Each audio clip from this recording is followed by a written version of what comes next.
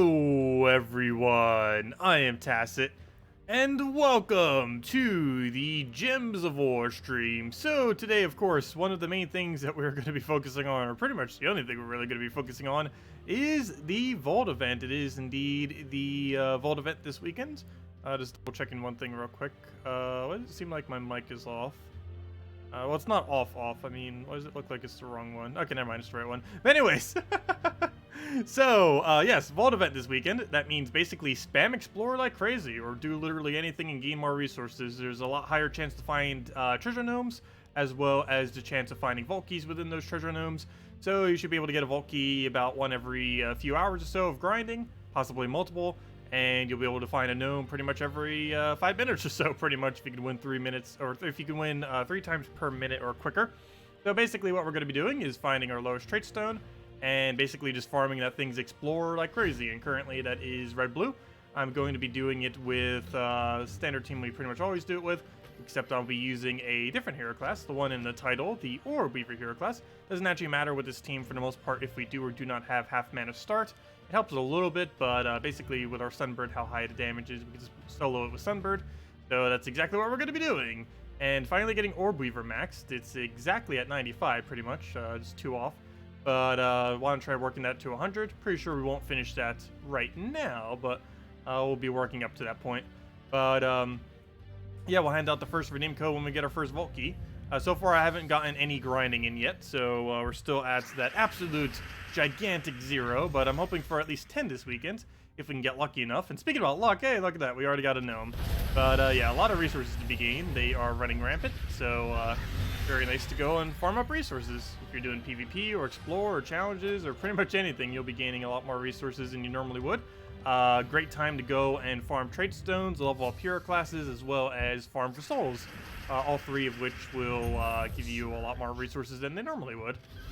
As well as just farming gold and pretty much anything in general. They drop almost everywhere. The only places they do not drop is pet battles, oddly enough, and delves, and whatever the weekly event is, in this case Guild Wars. Yeah, hello everyone! Hello, Zeddicus. Hello, Kevin. Hello, Jujo, or Cujo. Hello, JCG. Hello, Michael. Hello, Leet. Hello, Haley. Hello, Noran. Hello, Medieval. And hello, Rasian. Welcome, everyone. Did you notice the Imp of Love rework? Did they rework it again? I know they reworked it once. Did they just recently rework it the other day and I didn't even notice? Let me see. Imp of Love. Scatter damage from a random enemy. If damage, either bless all allies or give 3 magic to all allies. Huh. I did not notice that part. No, I did not. When did that happen? Did they just do that yesterday? For Valentine's Day? I didn't even realize that. But yeah, they gave it an additional effect. It either blesses all allies now, or if it's damaged, which means it's losing HP. If it has less than max HP, it'll bless all allies or give all allies 3 magic. The first one is decent, the second one not so much. 3 magic to all on a ability that ends your turn is not a lot of magic, especially since he doesn't really use too much of it, and he gains so much more just from taking reds. But that's still technically a buff. That's better than nothing. But yeah, I didn't even notice that they did that little bit of buff to him. That's interesting. Well, definitely more viable than he was before. Still not insanely good, but nice little improvement to him, if nothing else. He's available in that pack still. He'll still be available all of February and March in Glory, Gem, Guild, and event keys. Glory, Gem, Guild, and VIP keys. He'll be in all those drop tables. Everything except gold keys and event keys are the only 2 he wouldn't be in. But yeah, you still have all of this month and all of next month to get him, even if you don't get it off the pack or anything else. Also, I believe they still occasionally come in Soulforge. I don't know if they fixed it yet, so it never comes in Soulforge or not. Why is there a little dot on my glasses? There we go. I was cleaning them earlier, and apparently I didn't get all the water off. Let's see. I'll take that down. Sunbird. I don't know. I wouldn't say Imp of Love is good now. It's better. It's definitely better. I don't know where you'd really use it in, though. Because the Bless is random chance, and the rest of his ability is still the same as it's always been. And he's definitely slightly more viable now, that's for sure.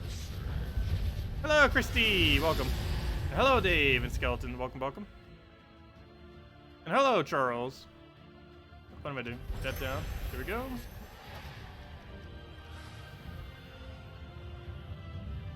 Yeah, I don't know if I'm going to switch out of Orbweaver. It does slow us down because more often than not, we're actually not going to have that full mana. So apparently, never mind. It seems like we're getting lucky enough on the board that it doesn't matter.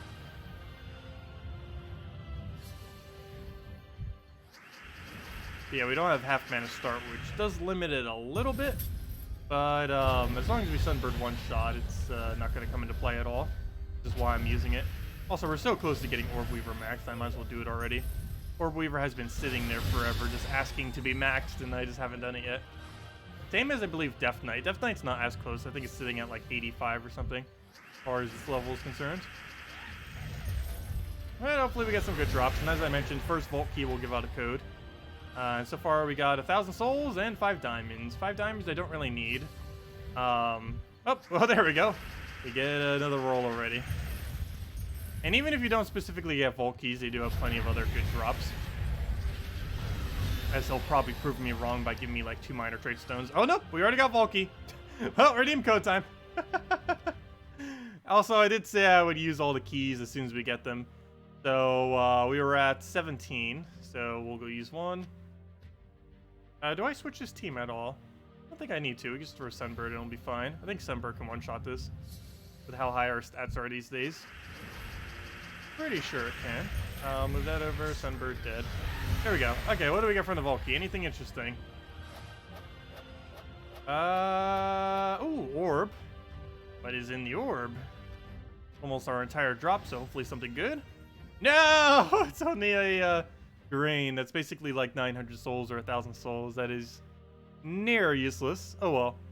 There's the first key, and I did say moments ago I'd give out the code then, so apparently we're getting the code immediately. Well, that was a quick first Vault Key. Hopefully we'll get all of them that quickly. If we could get one every 7 minutes, that would be amazing. Highly doubt that though. Let's see. Copy. Save it so we know we used it. Put it right in there. Boom, boom. Backspace. Refresh. Put it right there. And copy. Paste. And there it goes. Go. Use it on gemsofwar.com underneath the game code section, or simply click on that link. Your invite code's underneath the settings menu, whatever your game says there. Redeem code is right over there. Just copy paste all those random letters, and gives the same loot as always. 2 treasure maps, 1 gem key, and 2,500 gold. Though I would highly advise not to do treasure maps right now, because unfortunately there is no benefit to them during vault events. You should just be spamming explore, spamming challenges, spamming PvP, spamming arena, and basically those locations. Are you opening all vault keys like you said yesterday? Yes. No, I'm not opening all vault keys, but I'm opening all the new vault keys we get whenever we get them. But no, I'm not opening the 17 we currently have. I'm saving those for later. But every vault key we get during the stream, we will be opening this weekend. But all the ones that have saved, I'll still be saving. Let's see. Take that over.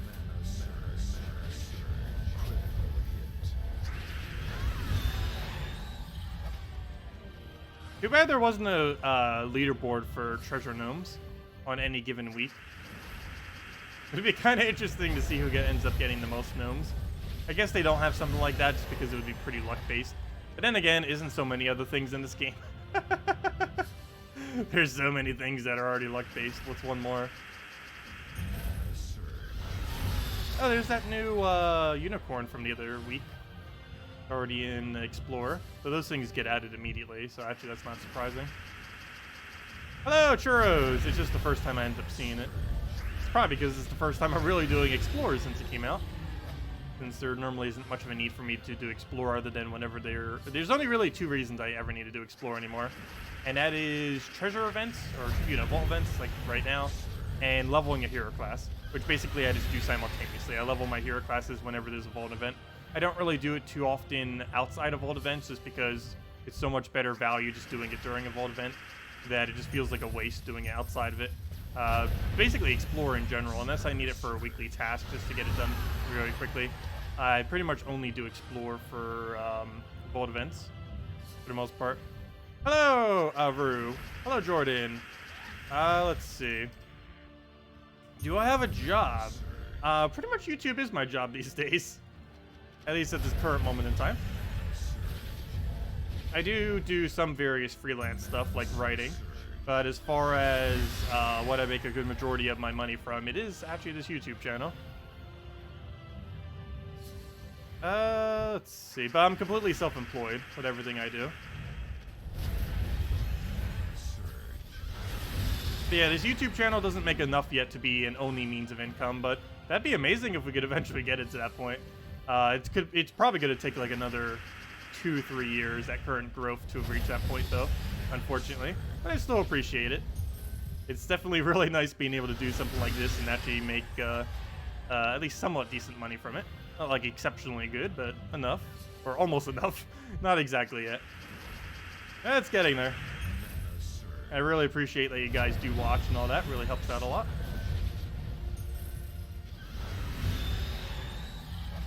Oh yes, it definitely feels great to be my own boss. I've actually never had any employer since I've been an adult, actually. I have had like normal standard hourly jobs and stuff when I was a teenager. Just various like fast food places and stuff like that. But, and I worked for a green energy company for a short duration of time as well. Before they ended up shutting down. But since I've been an adult, I've actually always been self-employed. I've done everything from flea marketing to some freelance writing to some various eBay stuff to flea marketing. I mean, to garage sale hunting and what else? And this. Was there anything else? Yeah, that was pretty much it. How you use Moon Rabbit in PvP? You just find something that needs yellow and then put it into your team. That's pretty much all you need to do with it. Any good yellow legend or mythic you have that you can feed mana into would work pretty well for that. I haven't found any particular full teams that are worth actually using for the 2x trait stones. More often than not, if you really need trait stones, you're better off just doing exactly what we're doing right now, in which we're just spamming Explore over and over again. There hasn't been, I don't think, a single 2x trait stone PvP week where it was a better trait stone rate than just doing Explore. Explore is pretty much always the way to go just because of how much quicker you can win Explore compared to PvP. Plus with Explore you actually get to choose which trait stones you get, whereas PvP is completely random.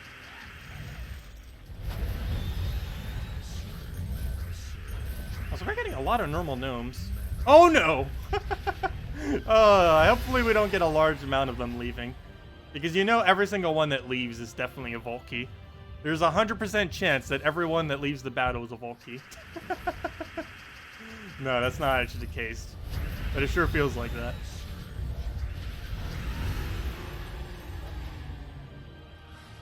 Oh, thanks for stopping by, Jordan.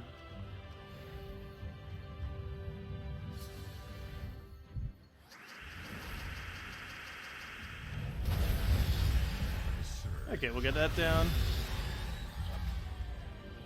Oh wow, we're getting a lot of arcanes back to back too. That was like a third one in just a few battles. But that is what Explorer is good for. While it's currently hidden within the game, Explorer, or it doesn't really tell you in the game anymore, but Explorer does, to my knowledge, still have a higher rate for higher rarity trait stones. Ultra rare, epic, and legendary trait stones fall more commonly in Explorer than any other location in the game. How can you use Quillin? Quillin is mainly used with Divine Ishbala. Using that combination together tends to be able to build a really solid double skull spam team that can loop together with each other. And I would say pretty much every viable team that would end up using him does require Divine Ishbala. There's probably a few things that you could get away with that doesn't use it, but that double combo with 2 other Divines tends to be some of the best things you could use, or at least that double combo with like Mountain Crusher and 1 other support troop, if not necessarily 4 Divines. We ended up going over that quite extensively on Monday and stuff. I can go show the team again real quick as well. But I won't be using it too much just because our main focus will be ramming Explore down over and over again. But before I click play again... Oh wait, never mind. I actually should have clicked play again. Oh no! It's going to bring us back to the main menu and lag like crazy. Okay, it didn't lag too bad. Oh yeah, we'll get the event done pretty easily now too. Pretty much automatically. Even though this kingdom doesn't have a lot of brown in it, it's still fine. Anyways, let me go run the team thingy real quick. Where'd it go? Quillen 4 times Divine. Divine Protector, Diviner, Quillen, and Divine Ishbala. Or if you don't have Divine Protector, you can use Hero using Mountain Crusher with Dragon Guard, Quillen, Divine Ishbala, and anything. In this case, I used Infernus. So we'll show this one since it's cheaper. So you don't need Infernus there. That could be pretty much anything else. Just some kind of support troop. Could even be that new bunny if you really wanted to. You'd get 2 times Trait Stones that way as well. But we'll go move that over, get the last of our mana, take another brown. Oh, I should take those greens. Oh well. We'll get our Mountain Crusher down. We can get all that exploded. He'll go and use Black Manacles. And that's fine. Get yourself another brown. Take our other brown. And we should be able to get the loop going now. He would stop doing turns, and if he would stop devouring us, oh, we should be fine, even with that devour. Hopefully. Once this hero goes down, we should be. Okay, we do not have alignment here, so we'll have to move something. Let's take that for now. Double check what we have as options. Looks like we do have it there. Grab that, grab the other one. You basically just get infinite loop once you get it going. For the most part, it's not directly infinite, and you do need something to convert out the blues. But you could easily use the bunny or something from that. The other team, I just use Diviner for it. This team doesn't necessarily have something for it, but that's because we use Burn with Hero to kill them out quickly. But he kind of died, so we don't actually get to use that aspect of this team because we don't have Hero anymore. That shouldn't be too big a deal. Alignment, do we have it? No, we did not. That's a problem. We're starting to run out of things to take on this board that are actually worth taking. We'll have to take a skull and just see what happens from there. So he'll do a thing. Basically didn't entangle us, so we'll do that. That would definitely ruin this team very badly. Oh, whoops! I thought that was oh, okay, it was extra turn. Not the way I thought it would be extra turn, but it was technically still extra turn. Okay, I'll take it. Well, we'll grab that. Get our mana back up. Do we have extra turn anywhere? It does not look like it. As in alignment casting. I don't think we do. Okay, now we do with Divine Ishbala. Never mind. Grab that. Take our brown. So even though it messed up, even though he devoured us, we still end up winning with this. It did take a little bit longer because our hero died, losing the whole aspect of this team that we needed. But it still gets it done. And there we go. He's taking another skull and dead. He even had attack reduction. Didn't even need the Infernus. Didn't even get to use the burn aspect for triple damage on hero. There we go. Yeah, anything along the lines of that tends to work pretty well with it.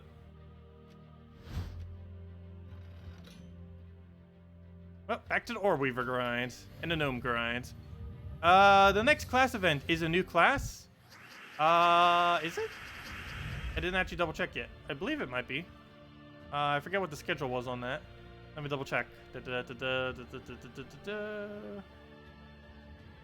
Back to main menu. Where'd it go? Where'd it go? Weekly event spoilers.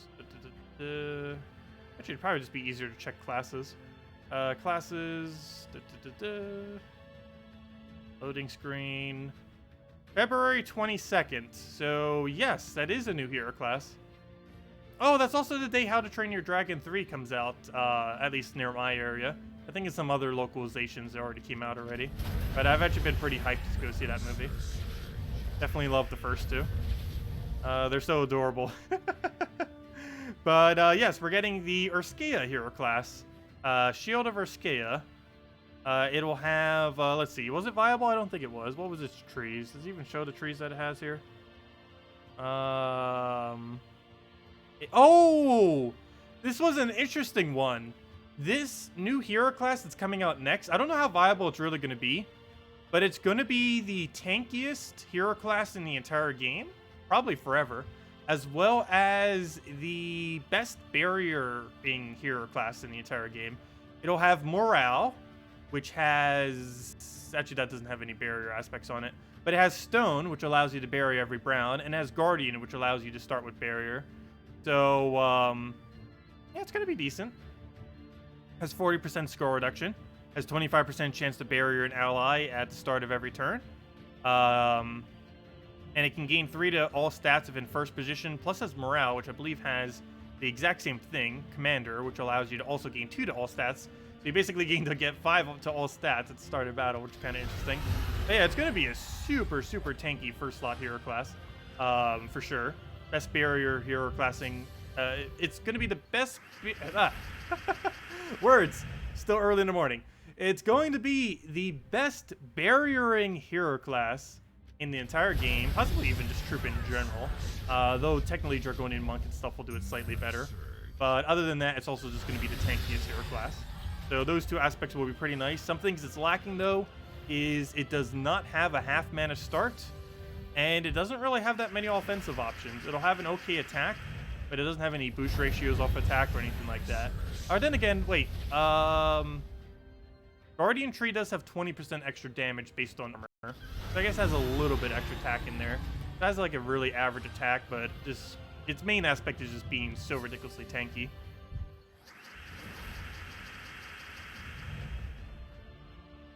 Okay, we'll take the red over. Grab the explosion. Hello, Zach! Welcome! Wait, it's Vault event this weekend? Yes, it's Vault event this weekend. Definitely get on that if you have free time. Best weekend ever to be playing the game. Gives you a lot more resources than normal. Every Vault event, if you have free time, you should be trying to get at least a little bit of play in there. Because anytime you do, he's just giving you way more resources than it normally would be compared to any other time of playing the game. Great time to go farm up hero classes, farm trait stones, and farm pretty much anything. Souls, gold, anything. Explorer tends to be one of the better methods just because it wins a lot quicker. Gnomes drop the exact same drop rate everywhere as far as how frequently they appear. So the best way to get them to appear is just to win as quickly as possible. And Explore and challenges are the easiest way to do that. And the reason I do Explore instead of challenges is challenges don't really give you anything. After you've completed out all of them, they just basically give you nothing. Whereas Explore at least gives you like 400 something gold each time. As you can see right there, we're getting 518. Also, Explore has a better trait stone drop rate. And since I'm technically trying to farm arcanes right now, I am trying to slowly grind to 300 base arcanes. They did make mention that they are going to be doing something this year to add a trait stone sync to the game. What it will be, we still don't know. But just in case arcanes are needed, I do want to go and get every single arcane to a pretty high amount. And my current goal is, I guess, just 300, because why not? We set like a goal every 50. We set 100, 150, 200, 250, and now the goal is 300. We're actually getting pretty close to that, too. I think we might even have it by the end of this weekend, depending on how hard I grind the Gnome event. Because I think we're only missing like 5 arcanes to be that high, and most of them are within like 30 range or so. Better than Gorgoltha? No, nothing will ever be better than Gorgoltha at tanking for the most part. Well, actually, if you consider Gorgoltha's overall value, nothing will technically be better than Gorgoltha. But, I don't know. It depends specifically what you're up against. More so than anything. Because it depends if Barrier is better with whatever you're fighting compared to Skull Mitigation. But as far as hero classes are concerned, the new hero class coming out next Friday is going to be the tankiest hero class. And probably will forever be the tankiest hero class. There's very few combinations that they could do to make it tankier than that. Unless they finally give hero better than 40% score reduction. Which doesn't seem like something they're going to do. Because they keep giving them 40%.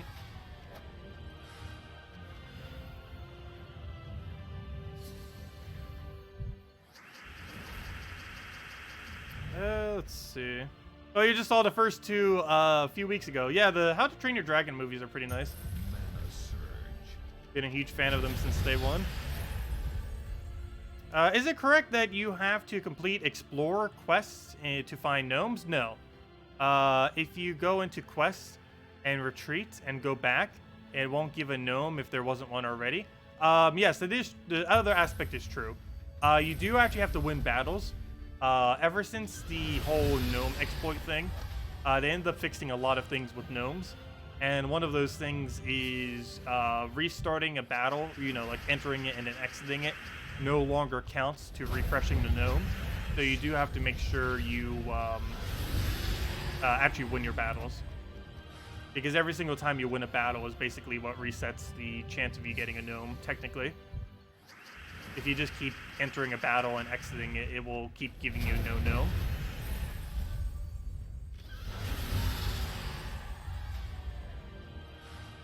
Another new pet is coming out, maybe for Daemon bonus. Well, we're eventually going to have a pet for everything.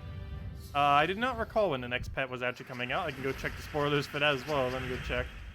Let's see, when is the next pet thingy coming out? I know we were getting like quite a few, but I think they were mainly like cosmetic lately. February 20th, which is, oh yeah, that's next week. It is for the Kingdom of Primal, and it is Kingdom Team Bonus. So, wait, what? Primal Team Bonus.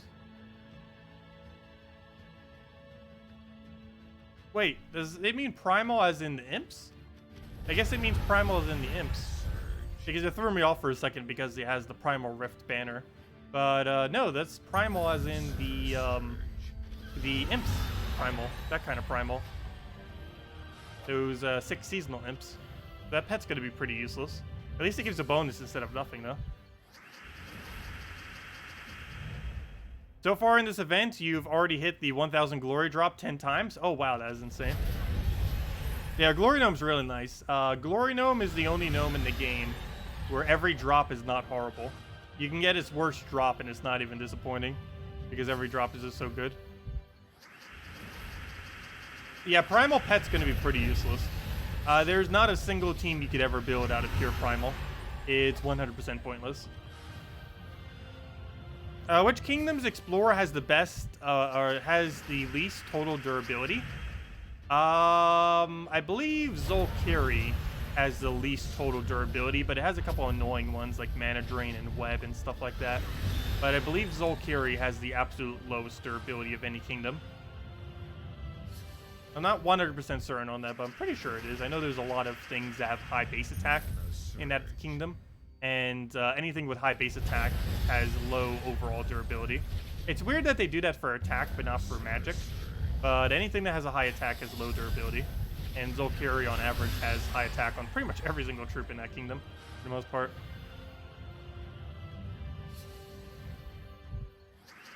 But yeah, Zolkiri would be the place you'd want to go to in that case. I'm just doing this one, Mrs. Scales, because we need the trait stone. They really need to remove souls from that. It's so pitiful getting 100 soul drop from him when the worst drop on the soul gnome is 1,000. The worst drop on a soul gnome is 10 times better than that drop. Also, it feels bad that we can't really cast our weapon. We can get it occasionally, but more often than not, we're just going to have to cast Sunbird a second time. It's the only drawback of using a hero class that doesn't have a half mana start. But we need to level these things eventually, so I might as well start getting them done now. If we win slightly slower, it's not really that big a deal. It's only going to affect us by seconds. Probably only going to lose us 1 minute every hour, which isn't that bad. If it even loses us that much, probably not. Well, it would help if we could actually get mana. Go take that for now. Grab a red, Skolas, and dead.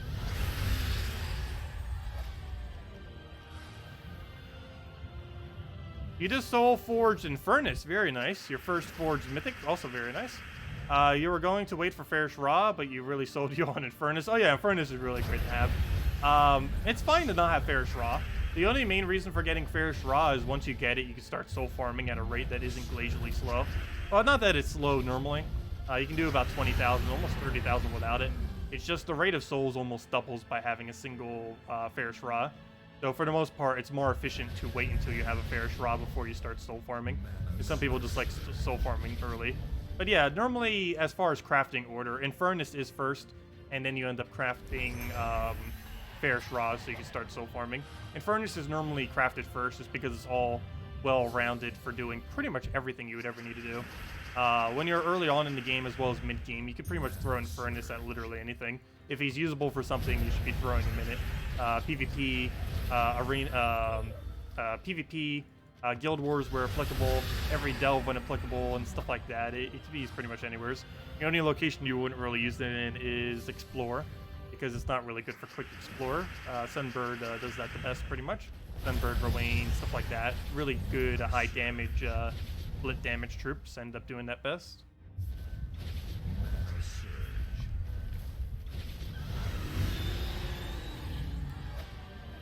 You just got 10 diamonds from a Jewel Gnome? Interesting. I'm pretty sure 20 diamonds is actually one of its drops. But yeah, I've never actually gotten a diamond drop from a Jewel Gnome. It is possible, but I've personally never seen it. It's very rare. Which is unfortunate because its entire drop table is pretty much useless other than the diamonds. Yet, of course, the diamonds is the rarest drop. Is it worth crafting multiple Ferrous Raws, or should you craft one and wait for more keys? Some people do craft two. It is technically quicker to soul farm with two than it is to do one. Most people just opt for one, though, just because the amount of increase is not that much. One extra Ferrous Raw is only about 10,000 more souls per hour, approximately, compared to having one Ferrous Raw. It's still definitely quite an improvement, but it's normally better to start moving on to other bigger mythics that you might need for delves or guild wars or whatever else. But no, if you technically wanted the quickest rate, you would actually wait till 2 Ferrous Raws. The problem with that, though, is how long it could take to actually obtain those, and spending 8,000 diamonds for that could be quite expensive, since that takes like half a year to even get that many diamonds. So most people just opt to craft one and just go from there. I don't know, that's pretty much your decision on how long you want to spend really soul farming. But one is probably best, and if you happen to get another one, then nice. But I don't know, you shouldn't really go out of your way too far for it. Oh, I wonder if they fixed the glitch with Orbweaver. There's actually one weird glitch with Orbweaver, where sometimes if you get a summon at the exact same time that you die, or that basically if the battle ends at the exact same time that you take damage on your hero, it will actually soft lock the game, and you have to restart the game. I don't know if they fixed that glitch or not, but if they didn't, we might be seeing a soft lock, and we won't be able to do anything. I don't think they actually fixed that yet. I haven't really done Orbweaver enough to know for sure. I know it's one of the reasons why it tends to not get used in the past. That, and it doesn't have half mana start. But the other reason was because you can just freeze the game from just using Orbweaver. That normally only happens if it's in the first slot, so Sunbrew would kind of need to die for that to really happen. It happens the most with like Inferno Armor and stuff like that. Like if you take a skull against Inferno Armor and then summon a giant spider off of it, it'll then soft lock the game, and then you have to restart it, and you're stuck. But yeah, I don't know if they fixed that. We'll find out probably sometime later today when we soft lock the game. We'll find out. I assume they fixed it by now, because it basically made Orbweaver unusable. But yeah, I'm pretty sure they fixed it. It was very rarely that would ever happen anyways. Because Skull Reflect was one of the only few ways that could really happen. Taking damage at the same time you win. Good morning, Joe T. Welcome. Also, hello, Subu Sir. Welcome as well.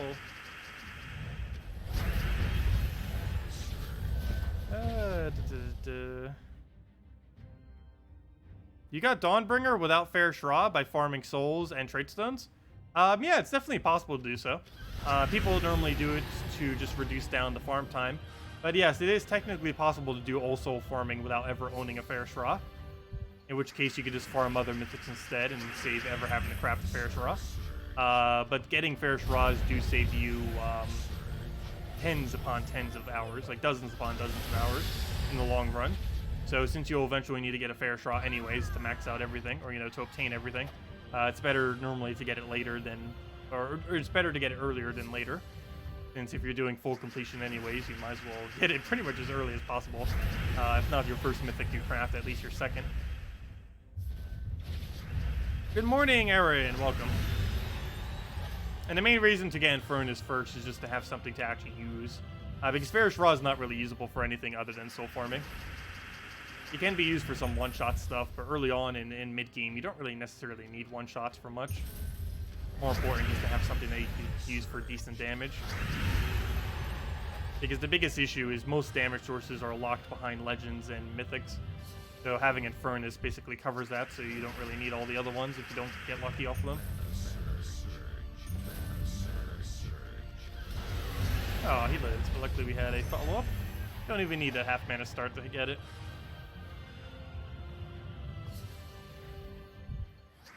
Another famine? What's with all the famines all of a sudden?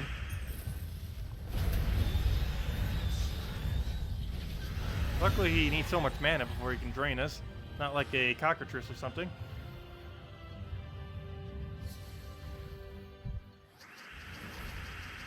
Well, you can get about 5 to 12 arcanes per hour in Explore for the most part. Depends on your win rate. But yeah, you can get dry streaks sometimes. I know we've gone like almost an hour before without getting a single arcane. You can get really unlucky sometimes. Did I get 1.9k yet? I believe I did in PvP. I'm pretty sure I did. I'm pretty sure we did that on day 1 this week because I was messing around with the Quillen with Bunny and stuff like that for PvP on Monday. Yeah, I'm almost guaranteed I already finished the PvP for once. Because we ended up getting it done on Monday's stream. I'm almost guaranteed of that. Let me go double check. Even if we didn't, it's Guild Wars week, so we automatically get some PvP rating just from doing Guild Wars. Because Guild Wars does count as PvP, even though it doesn't specifically stay PvP. Anything that has a PvP bonus ends up applying there. Also, all the normal stuff from PvP also applies, like getting rating, getting trophies, and stuff like that. But anyways, what was I looking for? Current rank in PvP. Yeah, we hit 2.2k. Obviously, that's not really high, or 63k overall. But that's the 1.9k we needed to get everything done. Speaking of everything done, there's a bunch of gems, and we pretty much already have this done already without even trying. We're going to be really easy since it's a Gnome event this weekend. Don't even need to go out of our way for it at all. Always nice to see events like that. Unlike treasure maps where we have to go out of our way for like 2 hours or hour and a half just to get it done.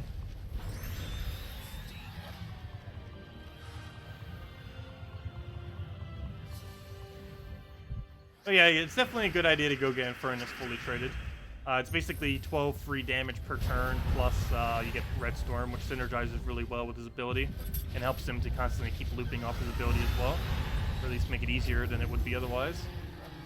He's also still the only option that has a explosion into a storm of its own color, which is a pretty interesting combination to have, since it can actually kill and do explosions, clear out the board, and simultaneously just cascade into extra turns for 5 times and 4 times and stuff like that. Works out really nicely.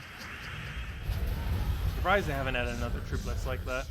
There's some that are kind of similar, but not exactly the same. Also, what is with all of these demonic packs today? Not a good sign. Luckily we had a follow-up there, but still. Haha, treasure maps about as useless as growth orbs. Even growth orbs are more useful than those. Yeah, treasure maps are pretty awful in the current state of the game, at least for a late game. Early on in the game and in mid-game, they can be fine.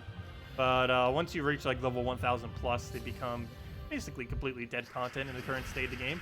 The only time they're ever worth doing otherwise is during an actual treasure map event where it tells you to do maps. And the only reason for that is because it gives you a bunch of other resources while you're doing them. And it makes it for some pretty decent loot for the 2 hours or so that you do it. Other than that, it's pretty much useless in late game. They are going to be buffing it this year at some point. It's been suggested many times to be able to use multiple maps as well to get slightly better loot. So I don't know if they're eventually going to do that, where you can use, like, let's say 3 or 5 or 10 maps to get slightly better loot or something. That'd be cool if they did.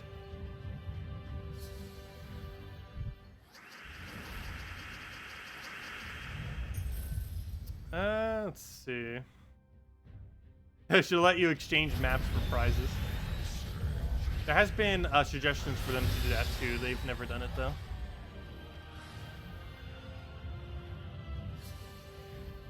But yeah, treasure maps are unfortunately quite useless in the current state of the game. Hopefully they do something interesting to treasure hunt to make it lively again and actually worth doing. They're also reworking Arena soon, eventually. What level of difficulty do you do Gnome Vault? Normal. No higher difficulty ends up increasing. I don't even know why they have the difficulty option there. But increasing difficulty does not increase the loot of the vault keys at all. You'll get the exact same loot from doing it at Warlord 4 as you would at normal. Just do it at normal. They really should remove difficulty from that screen. Doesn't make any sense while it's there. It'll increase the difficulty, but it doesn't increase the loot at all. Or at least it technically does, but it doesn't increase the loot of the actual drops from the gnomes. Like, for example, if you were to use like a soul farming team while killing them out, you would technically gain more souls, but the actual loot from the kills that you would get from the actual gnomes, it would stay the same regardless of difficulty. So yeah, just do it on normal. Anything above that's just making it more difficult without getting anything in return.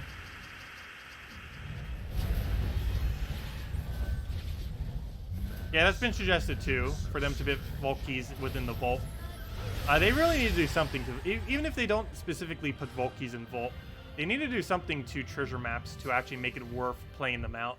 Because the current meta for them is just to rush through them as quickly as possible and only going up to green chests and not going any further than that. Because going any further than that basically reduces the amount of loot that you get, and it's just a waste of time overall for how much time it takes. So there's really no incentive to try going for reds, and especially not for vaults. The only time you ever really need to go for vaults is that one achievement where you need to get 2 vaults, which can be done in an hour to a few hours, depending on how well you can do treasure maps. But after that, you never need to go try getting vaults ever again. It's actually a waste of time, because just rushing through maps gives better loot than playing them legitimately every time.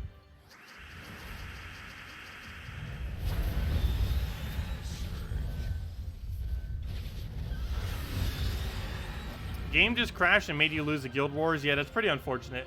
And disconnects in this game do make you lose, unfortunately. Otherwise, there used to be exploits in the game where people would just disconnect to dodge losing PvP or any other various things. So they do make it so you do end up losing, unfortunately. The most annoying thing is probably in delves. I mean, not delves, in, yeah, delves. Because if you end up losing connection during a delve, if you're within a battle, it counts as you losing the delve. So, yeah, that's quite unfortunate whenever that happens. But yeah, Guild Wars is also a pretty annoying location for it to occur.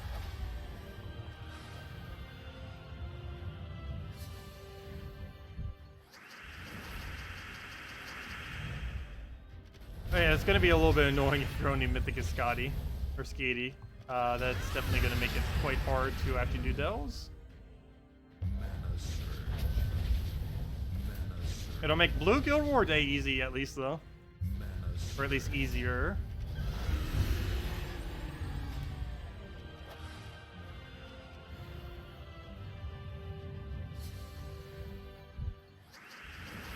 Oh, let's see. We'll grab our reds, get our greens, grab that over, get our sunbird down. Also, only 1 vault key so far. We got it within 7 minutes. Also, if anyone hasn't used it yet, since we got it so early, there's the code from when we got it. I'm not sure if it's still active, but go double check that. But yeah, we got a vault key within the first 7 minutes, but we haven't seen a single one since, so we start seeing some soon. So even if we only get 1 per hour, I'm still perfectly happy with that. It's actually still a decent rate for them. What am I doing? I can just kill it with that. I was like trying to get Sunbird mana, but we already have the kill just sitting there. Also doing pretty good on arcanes. We're definitely at about like 10 to a dozen for this hour. After doing this for like another hour, we'll probably actually switch to another kingdom as well, because I think this one will be over 300 by that point. Hopefully it will be. One less one, we have to get to 300 plus. The arbitrary goal, but still want to get it. Okay, we'll take our Scolder just to make sure he goes a little bit lower, just to make sure Sunbird gets the kill, though it's probably going to get the kill regardless. Doesn't really need that. He'll get Skull distracted, then dead. You just use this, still works. Okay, so yeah, everyone make sure to go use the redeem code right over there. Still active. Probably will be for at least a few more minutes, so make sure to get on that. Probably almost used up. Also, let me know if you get a mythic. Technically, with how many redeems it has, someone should get a mythic about every 3 to 4 codes we give out. I think it's been about a week or so since someone mentioned they got a mythic from it. But technically, there should be about 2 people per week getting mythics from our codes, approximately.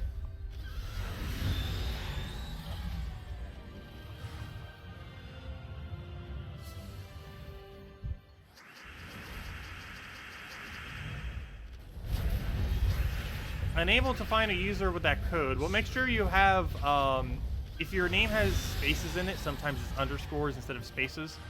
And I believe it's cap sensitive, so do make sure it's capitalized as well. But it's whatever your game says underneath the settings menu. And just mess around with underscores instead of spaces in various locations if it keeps messing up. Because sometimes there's underscores there, but they look invisible. You got a Trent. Train used to, at one point, be one of the better tanks in the game, even though they haven't changed that at all. These days, it's not really used for much, though. Maybe like an early game anti-brown, that's about it.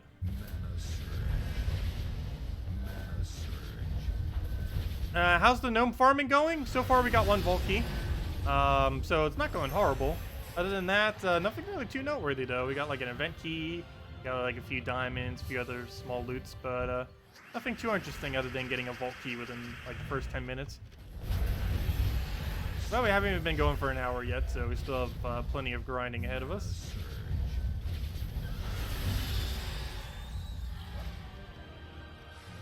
And I think we'll stream until we almost max out this hero class, probably like level 98 or so, maybe 99, depends how quickly we get there. Because Explorer, with how quickly we're winning, should be at least 180 XP per hour, if not more. Assuming we don't get distracted. And even if we do, it's still pretty much going to be 3 per minute.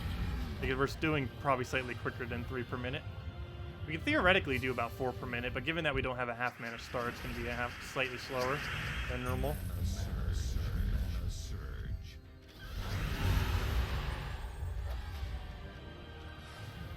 Oh, nice. 3 vault keys already. Oh, yeah. How many vault keys did everyone get so far? My goal is just for 10 this weekend. Pretty much always my goal. Just try hitting double digits on the vault keys. That, or at least until we get one really good loot, like a purple orb or a blue orb or something like that. Definitely a blue orb. Hopefully we can get a blue orb. Highly doubt it, but it'd be very nice. Yeah, the dreaded 0. We have gone entire vault events with 0 before. Actually, only once has that ever happened. But I have gone like 15 hours of grinding on one of them, or somewhere around there, and got 0 vault keys. It was pretty disappointing. It's a lot easier to keep playing the vault event when you actually keep getting loot from it. But when you keep going through gigantic dry streaks, it kind of serves to discourage you, unfortunately. Technically, your chance is always the same, regardless of if you're getting bad loot or not, but definitely makes it a lot easier to do when you keep getting good loot, that's for sure. 1 vault key, but no arcanes, really? I've gotten like, at minimum 10 arcanes. Hasn't even been an hour yet. Actually, I could probably check that exact number if I go all the way to the start of the stream and check it to what we have right now. Actually, let me go do that. I'm kind of curious. 45 minutes of grinding. How many arcanes have we gotten? So we can actually check the exact amount we had by going to the start of the stream, and it was 278. So however many more we have than 278 is how many we got in 45 minutes. Let me go check that real quick. Oh, that's so good. We have tribute right now, so let's go grab that too. A nice little 11, which gives us 10 gems and a bunch of other stuff. But anyways, what I want to go check here is, I said, what, 278? Yeah, 278. How many more than 278 do we currently have? We have gotten 10. Hey, I was exactly correct. We've gotten 10 within 45 minutes, which means we'd easily get 12 within the hour. But, yeah, we got 10 so far.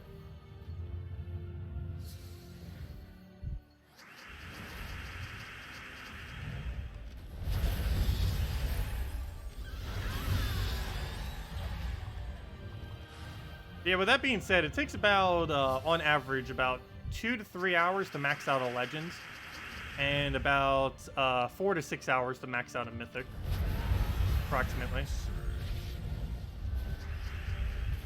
Assuming you do it all in Explorer.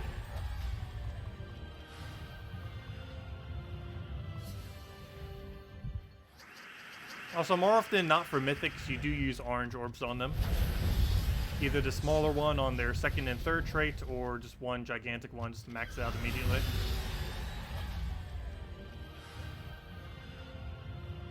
Small orange orb saves about anywhere from 1 to 3 hours of grinding trait stones.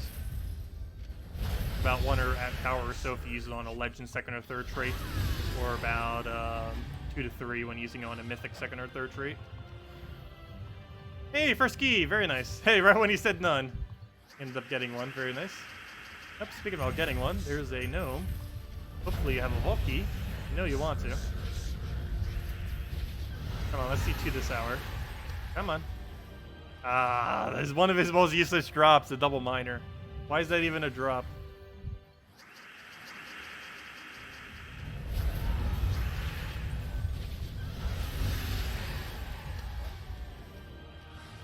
If you stay in the same kingdom, does the drop rate of gnomes increase? No, but technically yes. No, it's always the same rate. I say technically yes because it takes about, depending on how much lag you have, it takes anywhere from like 5 seconds to a minute to switch kingdoms. And in that time, you're not getting any drops. But no, it does not gain any higher drop rate. The only extra drop rate you would get extra would be the lack of time to switch between the kingdoms. But no, staying in the same kingdom the entire time has no effect on your drop rate whatsoever.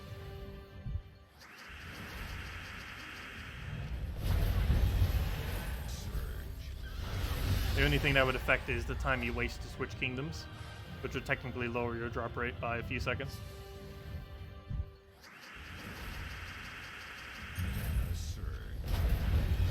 Yeah, as far as which kingdom you do, you basically just do it based on where you need trade stones. Either to go trade a legend, or a mythic, or an epic, or in my case, just trying to hoard trade stones. I just do whichever one I have at the lowest at any given time. Good morning, Dragon Ball Z fan. Welcome. Is the drop rate for the same for Arcane Plains and Silverglade and Divinian Fields? Yes.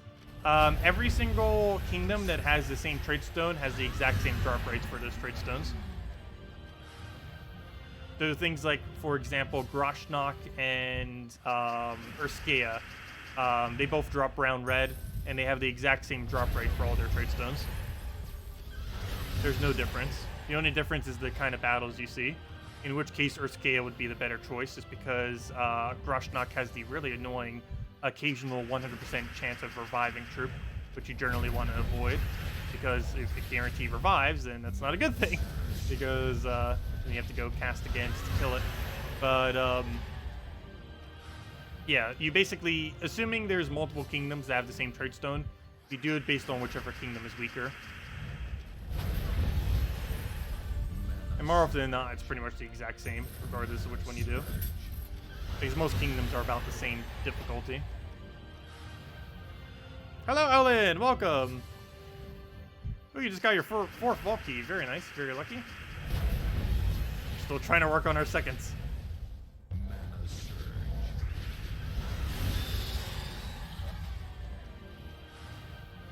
Probably going to have another hero level before we get another vault key.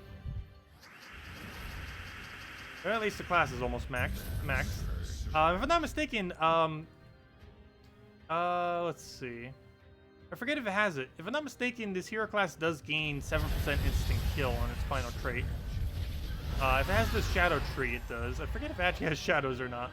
But if it does, it actually gains a pretty nice benefit from being level 100. I forget if it does or doesn't. If it doesn't, then it probably gains no benefit whatsoever. But if it does, then it's pretty nice. So what is like the drop chance for a vault key on average? During a vault event, I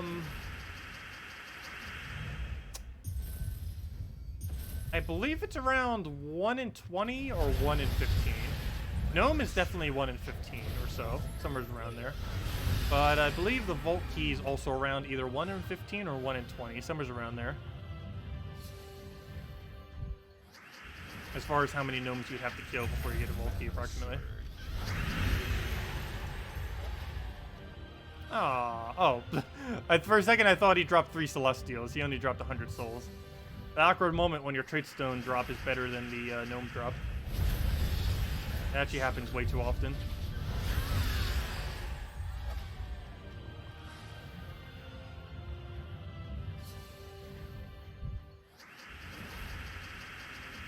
But yeah, on average, it's 1 gnome every 5 minutes.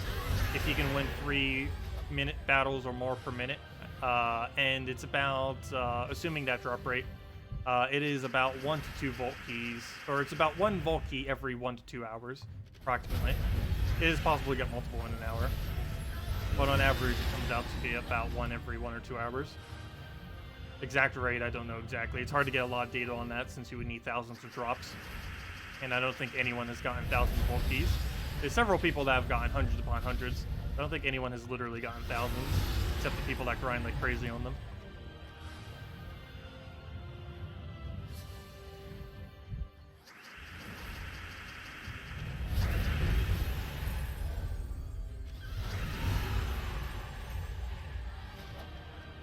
Yeah, about to gain a hero level 2. Oh yeah, we'll definitely have level 1,400 by the end of this weekend.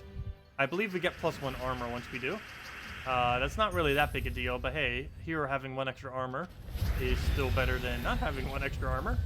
We use it in almost every team we ever do, so a nice little benefit, nothing else. Technically, your hero's not maxed until you reach hero level 2,000, but there's only one person on the entire side of the PC game that even has that, and it's Tech9 at the moment. I don't think anyone else has bothered getting it. I think there was one other person on console that has it, but I don't think anyone on PC mobile has actually gotten level 2,000 yet, just because it takes forever. It takes almost over 10,000 hours of gameplay, and most of those hours would have to have been spent EXP farming. And there actually is a specific way to EXP farm. You would actually need to do challenges, put it on a higher difficulty, and then keep spamming out the battle with a quick kill team. It is kind of like Explorer, except you gain even more EXP from it. You win at the exact same rate, but you gain more EXP since you're using a higher difficulty. Trying to do the same in Explorer doesn't work simply because there's mythic and stuff that get too high stats, which makes you win slower, which makes the difficulty increase pointless because it slows you down. But in challenges, they're weak enough and consistent enough that that doesn't happen, and you just one-shot it every single time while still gaining more EXP. It's really boring doing EXP farming. Basically, no one does it because of how boring it is.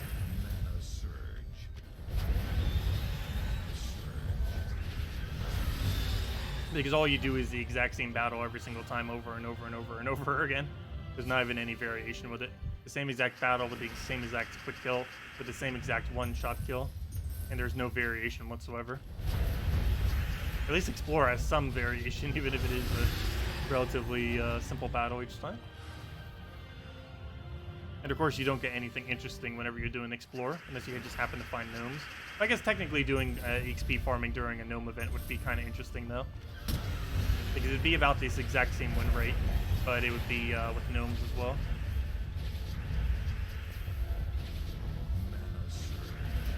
Oh yeah, that's the other thing that could trigger the glitch. The burning or poison. If we win at the exact same time that that triggers, it ends up creating that glitch where it soft locks it. But luckily we haven't gotten that yet. I don't think we'll get it a single time. And for all I know, they could have actually fixed it by now. I haven't actually tested to see if they have or have not. Because it so very rarely occasionally happens when it actually does soft lock the game. But I'm pretty sure they fixed it by now. If not, we'll probably find out by the end of the stream from it randomly happening.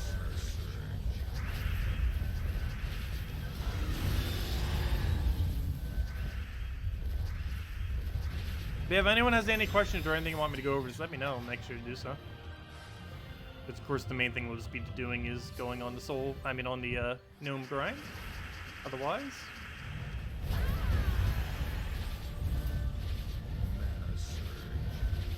oh, come on. There we go.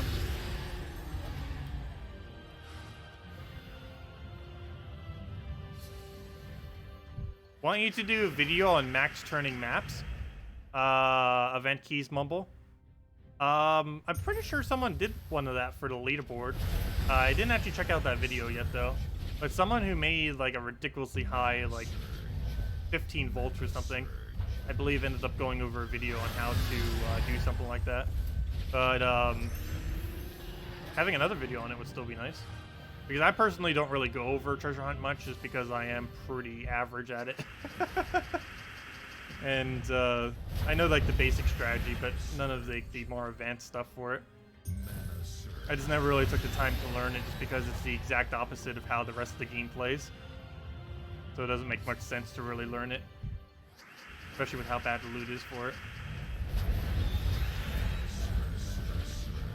Or at least this late in the game anyways.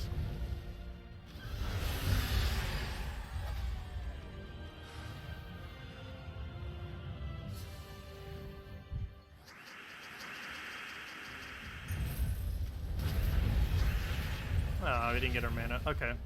Well, let's go grab ourselves a bats, our sunbird, and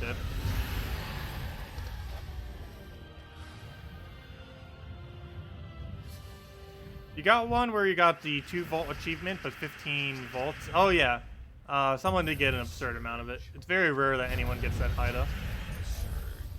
You have to be insanely good at volt keys. The highest I ever got was, I believe, 4 volts. It was either 4 or 5. At around 260 something turns, I believe it was. The best I did recently was 2 volt keys at, or 2 volts at, I believe it was 190 something turns.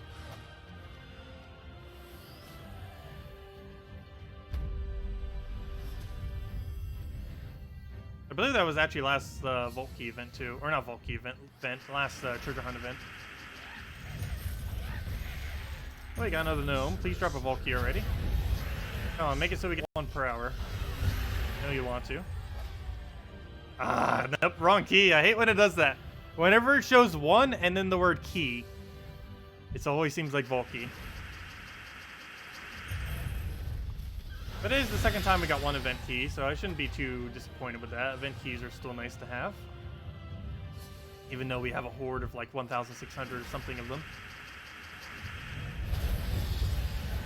Still saves us a lot of gems. Because it's definitely really expensive to buy them. They're 15 gems each. Definitely not cheap. So great to just get them for free. Oh, the useless jewel gnome. Please drop an actual Volt Key so I can say you're not useless. Because that's the only good drop it has is Volt Key. And nope, 200 useless shards. It's basically like 2 diamonds, except we have to go spend souls to even get those 2 diamonds. So it's even worse than 2 diamonds. They found a way to make a drop worse than Treasure Gnome's 2 diamonds. Because 200 shards is 2 diamonds with a soul charge on top of it.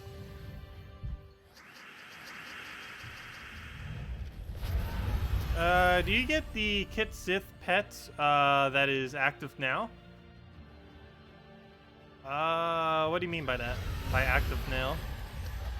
But yeah, we've gotten Kit Sith, I believe. A while back. That event was like a few months ago.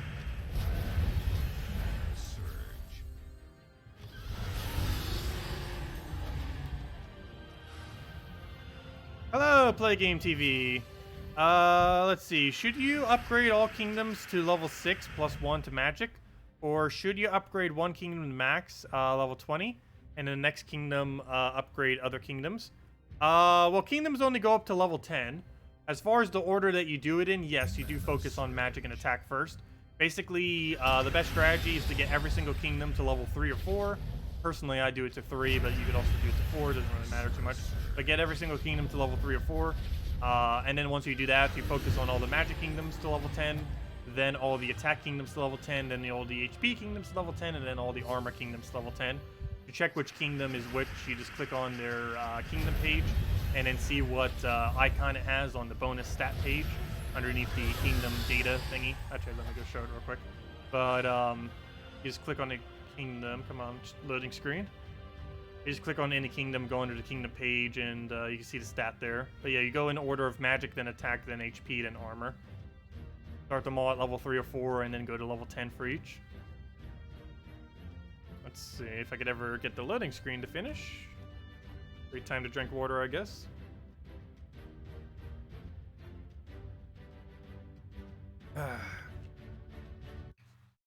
If we are new players, which troops can we use? Anything that has a good boost ratio. Those would be things like Ranger, Rock Spirit, Dragonian Monk, Cockatrice, Gluttony, Mountain Crusher on Hero, Mang on Hero, Bronze Lock Pistol on Hero, and anything with a good boost ratio. Lava Elemental, Knight Coronet. Endless loading screen. Hate when it does this. There we go. Okay. But yeah, to check what stat a kingdom has, you just click on the kingdom, click on kingdom, and whatever status says there is what it has, and that's obviously the magic icon. And then do all the magics first. Then you go to all of the attack kingdoms, do those, and then you go to all the HP kingdoms and do those. I forget if this is HP or not. Never mind, that's magic. HP. That's sad. I don't actually know which one of these is HP or not. Why do I keep clicking magic? HP. Kizil's definitely HP. There we go.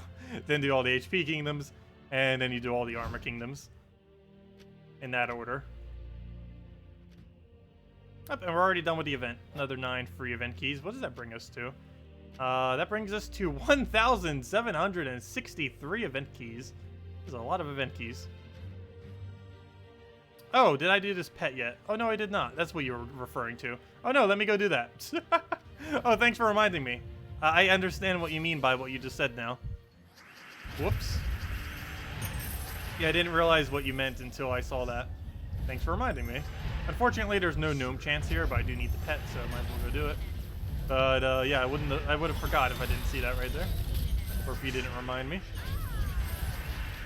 But yeah, I understand what you mean now. I didn't realize we had a pet active. It never gave us a notification. That, or I completely ignored the notification. Probably the later. Let's see. We'll grab our gold, get that, take a skull. I need mana. I'm actually gonna bother with the skulls because it's I'll just key them. He'll poke us some. Oh yeah, why don't we get in that Pan's Veil rework? They teased it like twice. It's been like half a year now. We still haven't gotten it.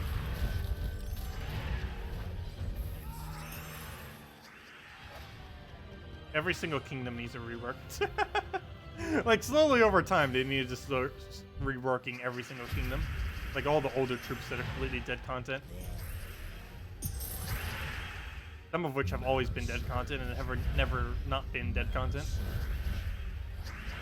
For next week's new class event, will we be locked to Urskea troops? Yes. You'll have to use Urskea troops from Urskea in order to do the event. That is correct. Let's see. You've been exploring for 1.5 hours now and no arcanes? Ooh, that hurts. Yeah, I think we ended up hitting about 12 for the hour. We definitely hit at least 10 because when we checked at the 45 minutes mark, we had 10. But, yeah, it is possible to get really unlucky with it, unfortunately. It feels like whenever you actually need them, you never get them. But when you don't need them anymore, you just get showered with them, it feels like. Because I know on my old accounts as well, it took me like an hour just to get one arcane when I needed it at one point. Of course, we were only getting like 2 wins per minute, but still. Because of course in early game, it's a bit slower. Your almost all kingdoms are 1 to 3 power level. Is Dawnbringer worth farming at this moment, or should you focus increasing kingdom's power level first? If you can get kingdom power levels to 5s, then you probably want to do kingdom powers first before you go and do Dawnbringer. But otherwise, you can go for Dawnbringer. But I don't know. Does it seem like you can reach 5? If it doesn't seem like that's really feasible, then you probably want to go for Dawnbringer. But if it seems like you can get that done within a few months, then you probably want to go for Kingdom level 5s. Because Kingdom level 5s across the line is going to help you with literally everything in the game, other than Arena. Whereas Dawnbringer is going to only going to help you with Arena, with with class events, and occasionally for Guild Wars and a few other things. But whereas level 5 Kingdoms will help you with literally everything. They'll help you with tributes because getting every kingdom to level 3 helps out a lot, 3 stars. They'll help with stats because you end up gaining a lot of stats. And yeah, it just gives you more resources in general. But yeah, I'd probably say focus on kingdoms first. Oops, I forgot to get another gold buff. You started playing on the iPad. What class is the best to go after? Titan. Titan is the best hero class in the game by 1.5 miles. Titan you obtain from Stormheim Kingdom. It's the one all the way in the top right with all the giants. Definitely go use that and use it forever. You can literally just use that hero class and never switch and you'll be perfectly fine. It is by far the strongest hero class in the game and it's not even close to any other one. Basically every hero class's usefulness is based on what Titan doesn't have. Because Titan is just that good. Let's see. Take the brown. Grab the skull that for whatever reason he just completely left there. It's not enough to kill, but it brings him into kill range. Take our red right there after he does all his mess. There we go. Perfect. Grab our green, grab our brown. take another grain as follow-up, get that rolling, throw it right into egg, and go from there, get our key down, getting kill range, then focus, all good, take that, take our blue, left, destroy everything, get it destroyed again, game down again, and there we go.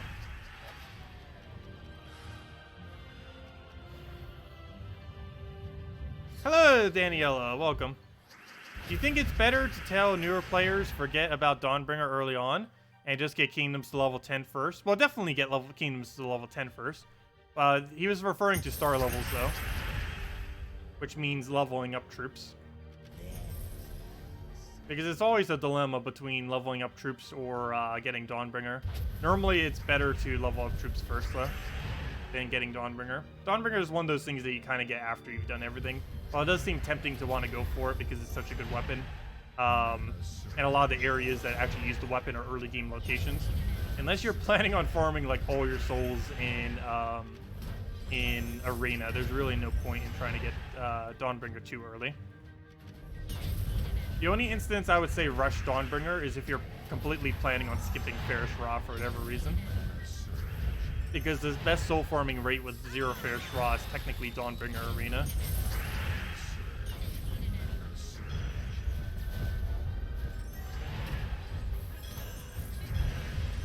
How do I click so fast? I am using a controller. That is how we're clicking so quickly. Basically, whenever you click the A button, though I'm currently clicking Y button because this thing is set up weirdly, because it keeps not saving my settings. But basically, whenever you click an A input on a controller, it then triggers the ability. So we're basically using it to instant cast everything, which saves a lot of time. It's one of the only things that controller does quicker. Technically, you could play the entire game with a controller if you really wanted to, but it's a lot slower than actually using mouse for everything. So the only thing it's actually quicker for is for confirming your attacks and for mashing through the loading screens on everything, like when you're going through the screens between battles, like in Explore. Just because whenever there's an A input that just allows you to go through them, it's a lot quicker than trying to mouse over them and then clicking, whereas with the controller, you can just do it with one single click. But yeah, that's how we're clicking so quickly. Any USB controller or any Bluetooth controller that can connect to the game and actually be compatible with it will work. I have no clue what a full list is. I use the Power A GameCube controller. It basically looks like a GameCube controller, but it's a Nintendo Switch controller. But it still works just as easily for PC because it has a USB port thingy, and it's fully compatible with pretty much everything. But pretty much any controller would work for it for the most part. Not sure what the full list is though.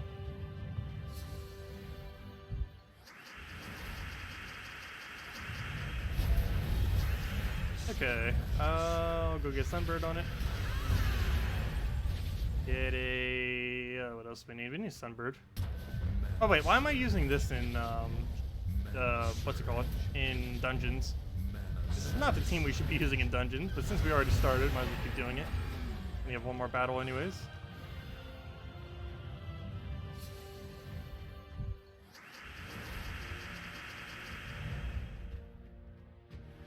Let's see. All kingdoms power to level 5 or 1. Kingdom power to level 20 in other next kingdoms. I'm not sure what you mean by level 20. Kingdoms can only go to level 10.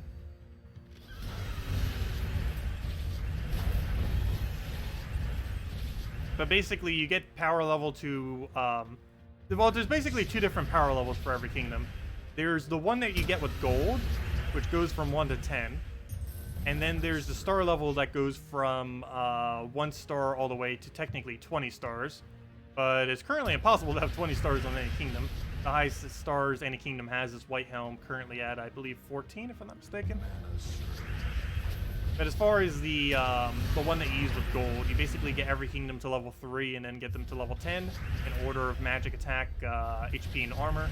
And as far as stars, you can pretty much do it in any order. The best ones to try to get stars on first is to try to go for 3 stars and then eventually 5 stars on every kingdom that you have the most troops in. So you basically just go under your troop menu, sort by number of troops, or sort by kingdom, I mean. and then basically see which kingdom you have the most troops for. And whichever one shows up to have the most amount of troops is the one that you should focus on getting star levels on. And just do that for every single actual kingdom. Don't do it for factions. Also, don't do it for those either. But every single actual kingdom. Just basically see which one you have the most for, and then try getting star levels on those by focusing on the leveling and traits and everything for it.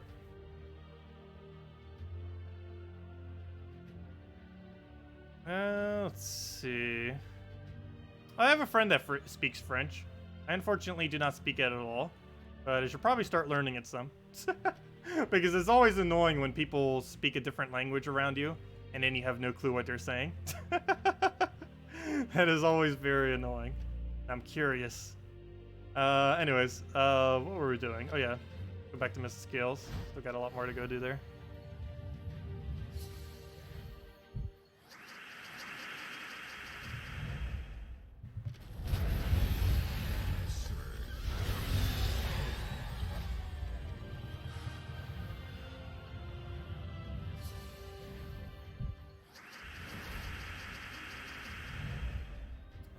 Let's see, we'll get our explosions.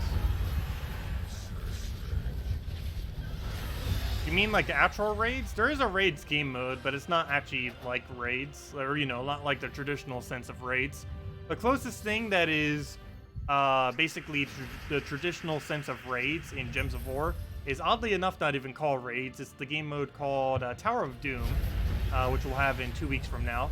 Where you basically have to communicate with your guild to go through a bunch of various dungeon rooms in order to figure out the right paths in order to complete out each of the floors as you climb through the tower. That's the closest thing compared to what is traditionally considered raids in a given game. But even that's not even like fully what actual raids are in most games.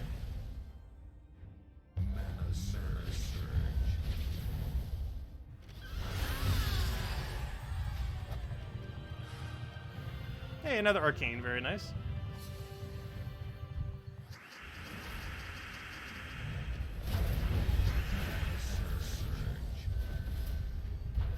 But yeah, they did say that they might add another game mode this year. This year does seem more so focused on reworking stuff for the most part. But they did mention they might add another game mode. It would likely fill the gap that we keep having like that one weekend every single month, where it is basically nothing. It'll basically be filling that gap so that we have some kind of event every weekend, like how we have Vault events and bounty events and stuff like that. One of those is soon going to be some kind of new event at some point. Might even be next patch, who knows. Yeah, next patch, we don't really know much about it. It's likely late March, early April though. But we have no official date and we don't really know much about it at all. I don't know if we know anything about it, really. We know some things that they might be doing this year, but I don't know if we know any of them that'll specifically be next patch. No, this weekend has an event. Vault event is technically an event. It's actually good if there's no event running during a Vault event, because if there was, then it would just be wasting time. Because you'd want to focus on the Vault event to get the maximum amount of loot with your free time, instead of having to waste it on some other event that's not giving you as much resources.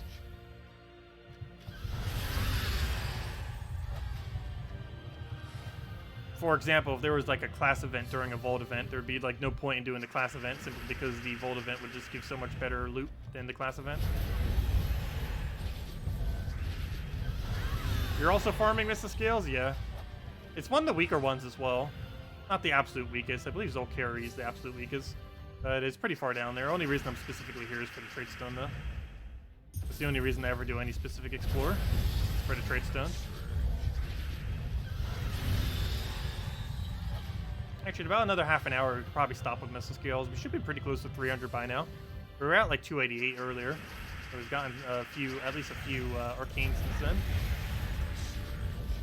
Probably more. Come on, second Volkey. That is not a second Volkey.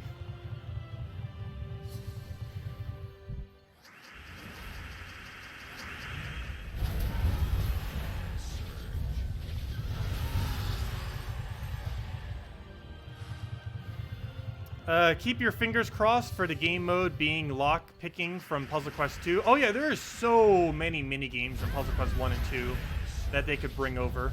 They'd probably have to completely recode them though, because I don't think any of their old games are in Unity, and now Gems of War is completely in Unity, so they would have to completely recode it.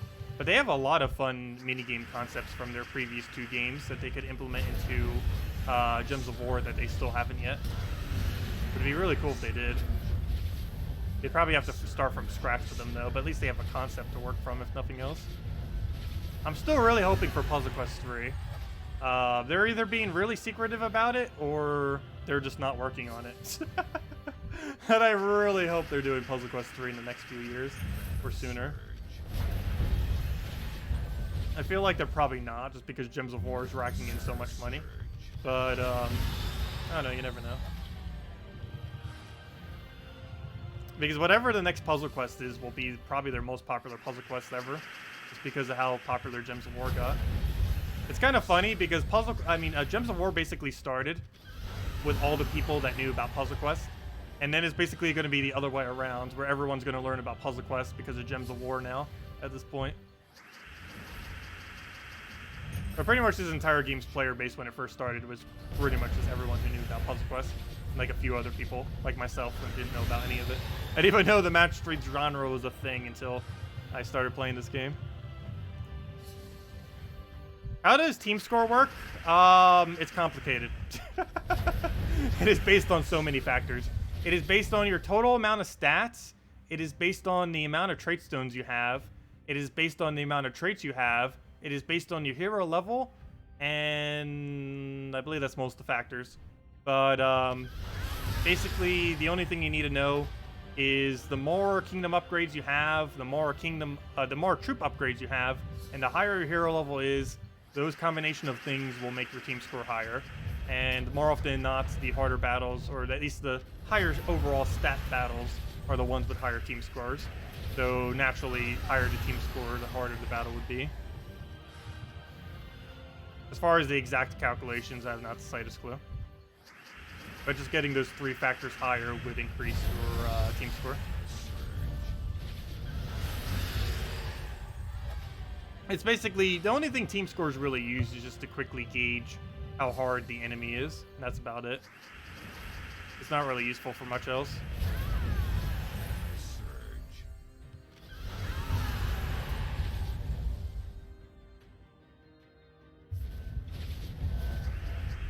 How do I not click on cast? We're using a controller. I should really do a video on this already. It'd be such a short video. But a lot of people do keep asking, but we're just using a controller. Anything with an A input can do it. It doesn't really matter what the controller is as long as the game identifies it. And basically you click whatever the is identified as the A button, and it automatically does several things. Basically anything that can confirm a screen. The most useful thing is for casting, so this right here will automatically be hit whenever we click the A button on the controller, and it's also used for spamming through these menus right here. Clicking the A button goes through all these and just goes to whatever the first option is for everything. In PvP, it'll go to whatever battle you did last.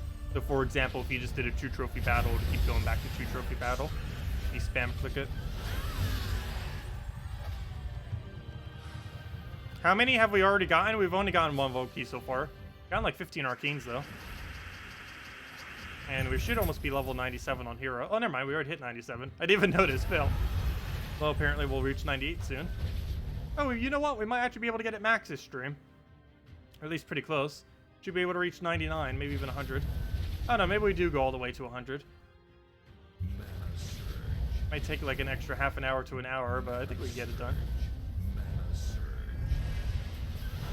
Depends how discouraged I'm gonna feel from how bad our gnome drops are. We started off very strong, but we haven't really gotten much since like the first 10 minutes. Other than like a few scraps here and there, like event keys. But event keys aren't really that interesting, since we already have more than enough for like the next several months.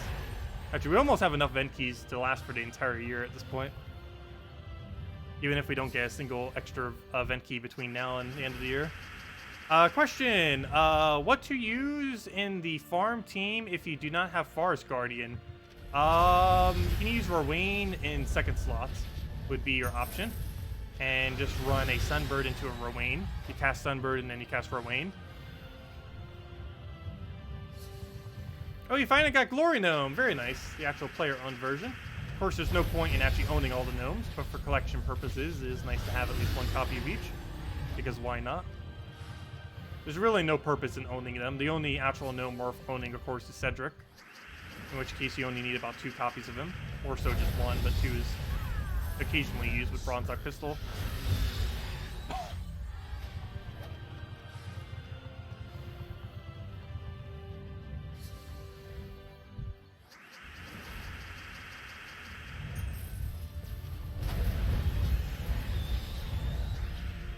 But normally you go Sunbird, Rowan, 1 Firebomb, and Hero.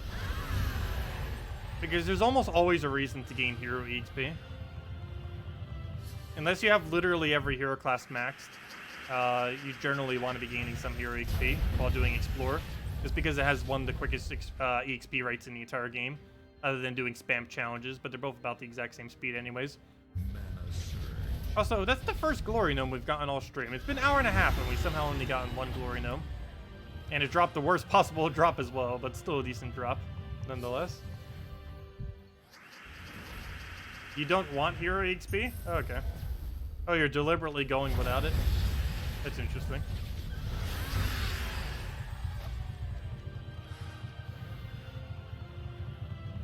You could always gain hero EXP and just simply not gain any of the perks. As long as you never click the perks, they'll never trigger, even if you get it maxed to 100. There's very few people that have it like that. That's actually really very rare to see. Someone having a hero class set that is like maxed, but they don't actually have any perk set. It is possible. But the second you click on a perk, it's impossible to unclick a perk. And obviously there'd be no realistic reason to do that, other than just for the challenge. It'd basically be like what hero classes were before the perk system came in, essentially. What's the highest glory reward from Glory Gnome? 1,000. Its drops are 200 glory, 500 glory, 1,000, and Vault Key, are all of its possible drops. 1,000, of course, being the highest. And sometimes the 1,000 glory can be better than the Vault Key, depending on how bad your Vault Key is. And there we go, 1,000 glory. But yeah, 1,000 glory is its best drop, that one right there. It is ridiculously overpowered, too. What's with all the glory gnomes?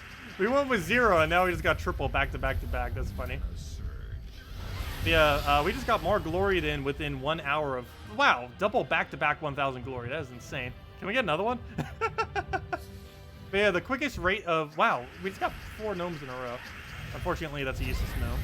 But, yeah, 1,000 glory drop on is super overpowered. The rate at which you can farm glory per hour is only slightly above 1,000 glory per hour. And it can drop that within a single drop, as you just saw. We basically got like 2 hours worth of glory within like 2 minutes, not even, like 1 minute.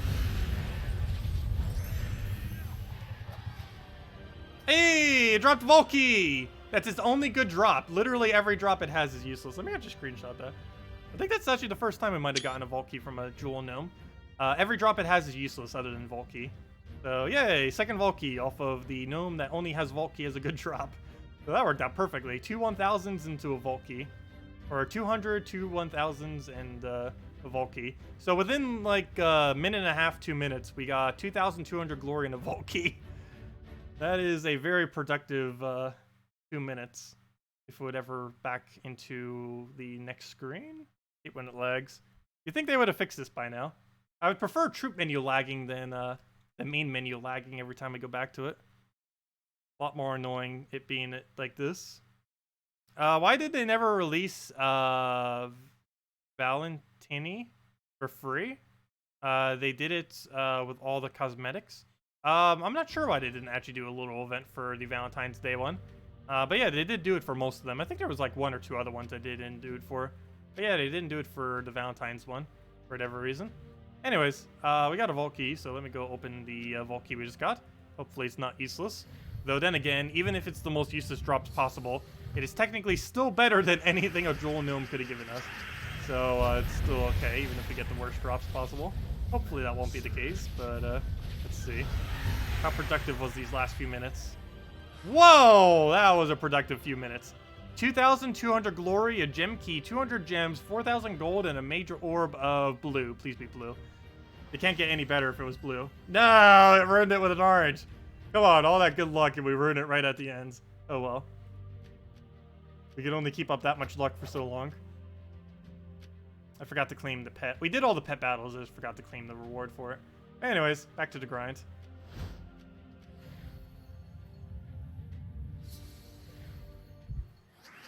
Oh, we didn't get another gnome. We could have gotten 5 in a row. I don't think I've ever gotten 5 gnomes in a row. 4, I think, is still my highest.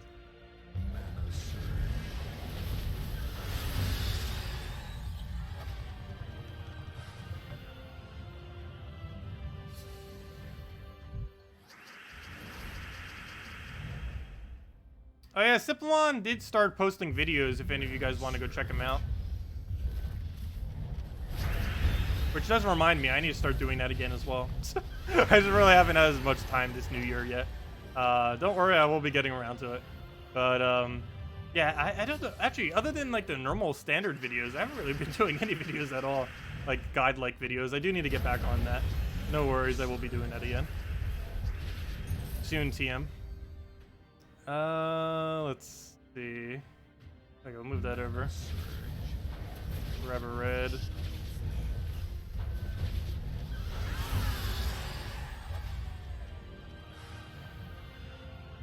You got your Zugoff on Monday. Now you don't know what to do with all your orbs anymore. I know, that's one of the reasons why I don't want to convert my smaller blues into major blues. Because every major blue I get after I own a Zugoff is going to feel useless and valueless. Because nothing seems nothing seems of good enough value to actually use a major blue on. Major blues are so valuable that they basically seem pointless to ever use. Because they're so valuable. It's a weird paradox. But they're so valuable that they're useless. If that makes any sense whatsoever. It's kind of like one of those things that you put on a shelf just to have on that shelf. Like one like those like little collector's items, but you like keep it in the box and like never use it. It's kind of like one of those things. That's basically what a major orb is. It's so valuable that you just kind of always just like look at them and accumulate them. And other than Zugoff, there's like nothing of value that you put them on. And while you can technically use them for stuff, it's just so valuable that it just seems like a waste to ever use it on something. It's really weird. But that's basically how major blues are. Hey, another glory gnome. We went with like no glory gnomes for so long. Yeah, within the last 10 minutes, we found like 4 or 5 of them. So nice. They are the best gnome out of any gnome in the game. Just because every drop they have is insanely good. And if they drop 1,000 glory, it's just insane. It's basically like 1 hour of glory. Is basically how much resource that is.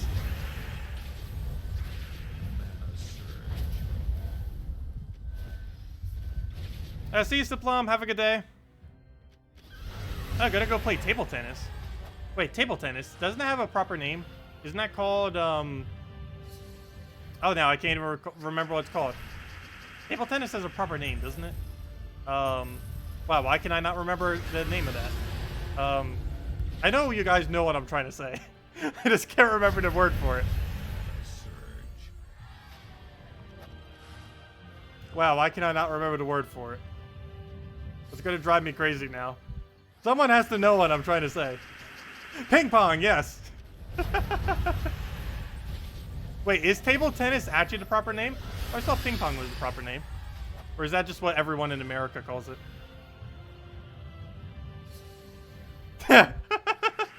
It's just fun to see me work for it.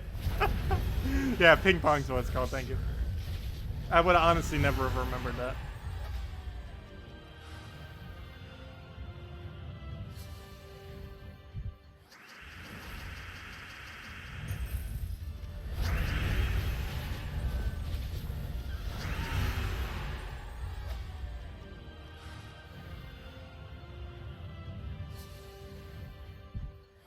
Okay, we got another gnome.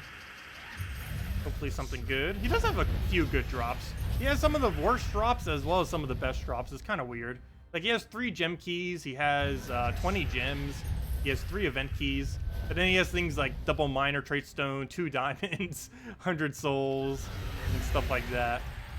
Let's see. Yeah, like stuff like that. He has probably the weirdest drop table of any gnome. Like, with a glory gnome, you know you're always going to get something good. With a jewel gnome, you know you're always going to get something bad. With the normal gnome, or the treasure gnome, you never know what you're going to get. It could be anything like from some of the best gnome drops in the game to some of the worst. It's really, really weird how wide his drop table is in value compared to all the other gnomes.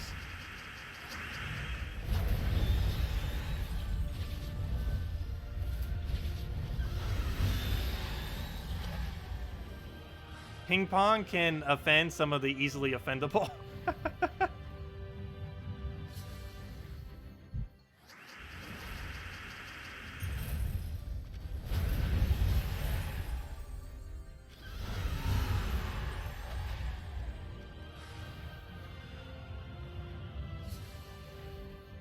Ping pong is what you play in your garage. Isn't that the only way to ever play it?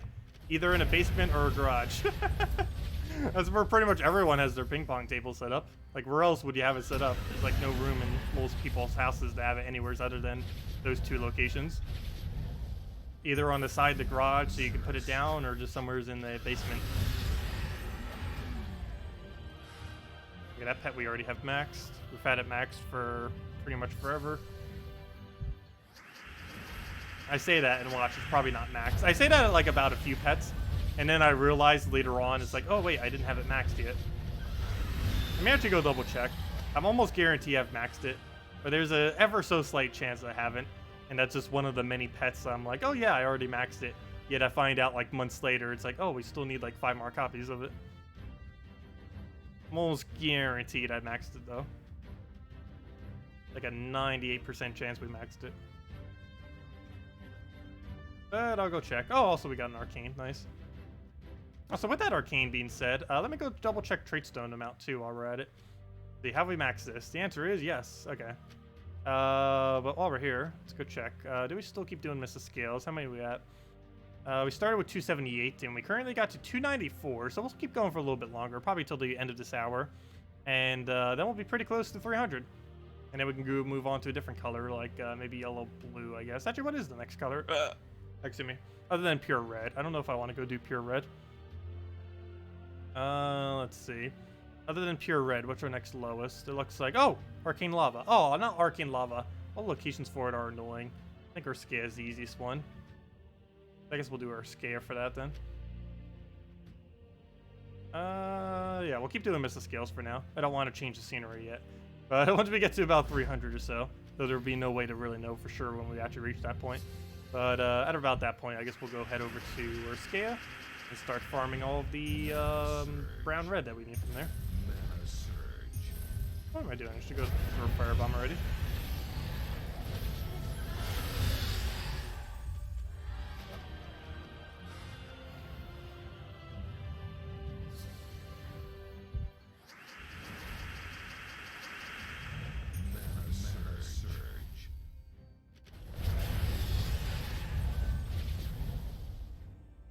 Table tennis. I never found table tennis to be as interesting as tennis to actually watch.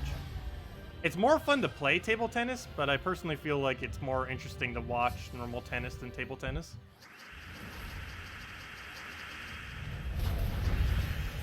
Normal tennis is really exhausting to play. It requires too much sprinting for very, very short distances over and over and over again.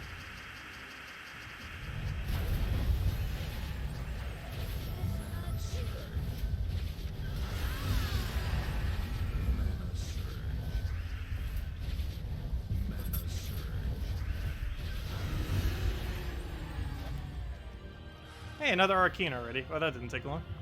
5 more to go. I highly doubt I'm going to keep track of that the entire time. 5 more till we hit 300. We only need about 5 more arcanes to 300, then we're done with all arcanes that high. We're probably going to be another month before we reach that, but we're getting closer. because we're gaining way more trade stones than we're spending by a very large margin. We're probably gaining like 5 times the amount that we're actually spending on a given week, maybe even more than that. Especially whenever we have a vault event like this. This alone is like 1 week worth of how much I would normally farm for trade stones.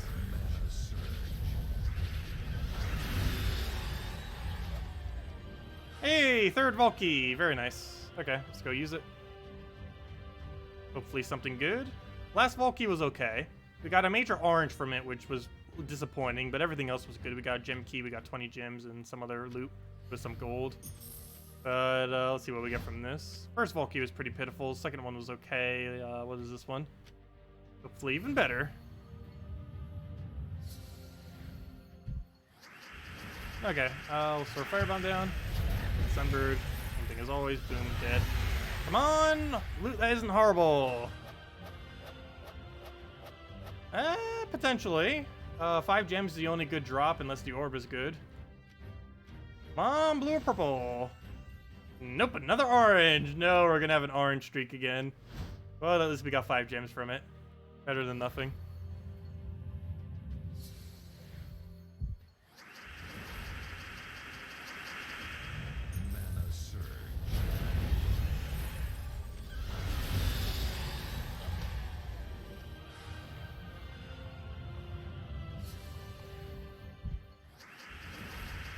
Okay, I'll throw the firebomb down. Come on, quick. That, get our extra turn. Boom, dead. Lumia doesn't even have time to go hit us. Even if it did, it would just hit on Sunbird's armor. Ooh, shiny glory gnome. The awkward moment when I actually want 1,000 glory more than I want a vault key. Because if we're going to keep getting vault keys like the previous one, it's better if we just get 1,000 glory from the gnome. Not 1,000 glory, 500, still decent. Anything other than its 200 glory drop, I'd like to see. Even its 200 glory drop isn't awful. It's just obviously the worst thing you could get out of its possible drops. It's still good.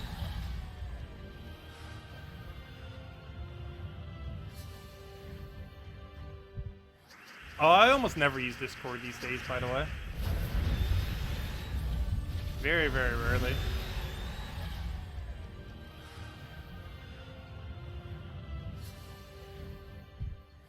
See you, Starlight. Have a good week. Or have a good weekend, I should say. Also, another glory gnome already. Very nice. Exactly the gnome we want to be seeing. And another 500 glory. Make up for the other one's 500 glory, so we have 1,000.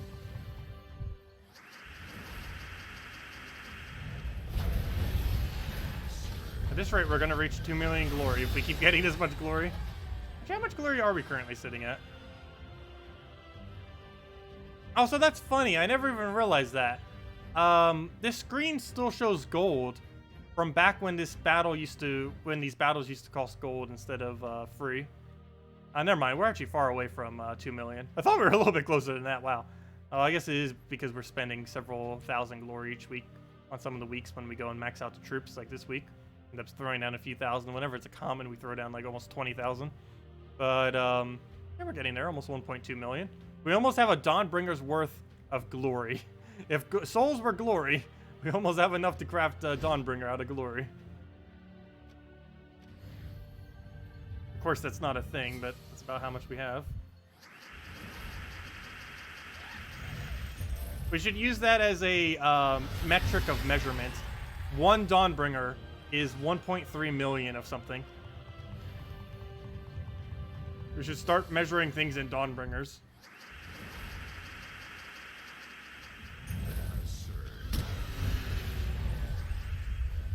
Oh, yeah, that's why gold is there. I forgot. Yeah, never mind. There actually is a reason for gold to still be there. It's for people that don't have auto scout. I forgot about that. I've had auto scout pretty much since it's been a thing for like 3 years now, so I kind of forgot. All my newer accounts don't have it, of course, whenever I do them. But, yeah, I forgot. That's a thing. If you spend $30 on the game or more, you have auto scouting forever. It makes it so you don't have to spend 50 gold on it every time, and it also makes it shows automatically, and you don't have to wait for like a second loading screen whenever you click the button. Even if it was free, just the fact that it has that second delay is annoying. Some people are still playing free to play and don't have it though. It's definitely not a necessity, it's just helpful and convenient. But I forgot it's a thing that... I keep forgetting that scouting's even a thing. Just because it's automatic once you have it, and there's no way to actually disable the automaticness of it.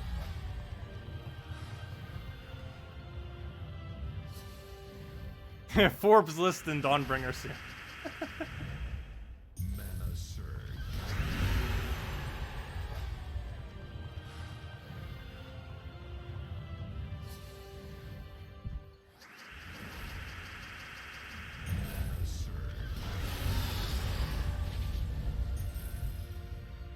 That's basically how you can measure wealth in this game, though. Everyone who has Dawnbringer is a millionaire, and everyone who has a Zugov is a billionaire. That's how you can measure the current economy of Gems of War. Let's see. Take that down.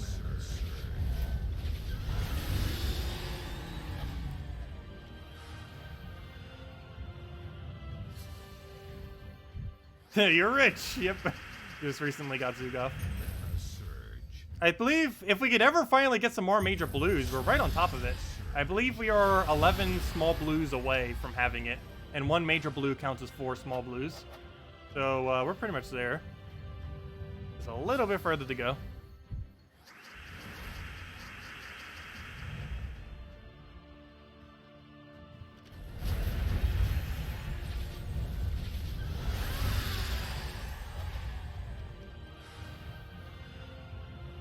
And then you're living in the slums. Well, you get there eventually.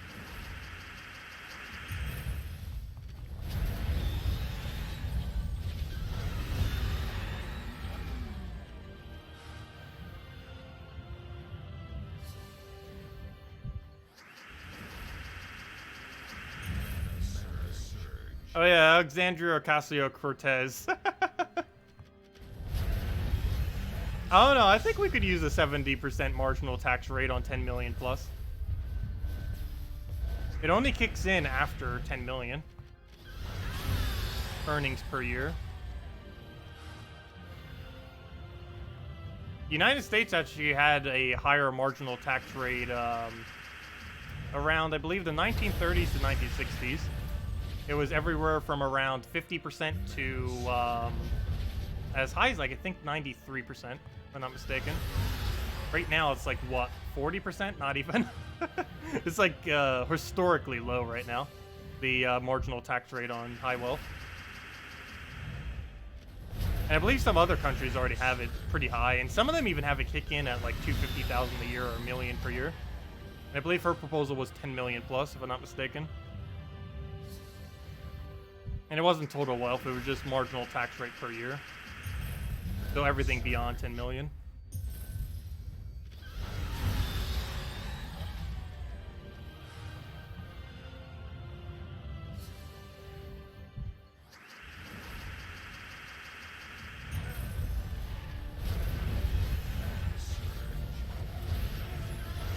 Let's see.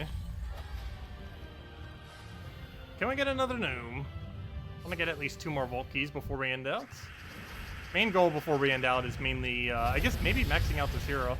I guess we'll go all the way at this point. We're pretty much already there. We're halfway through 97.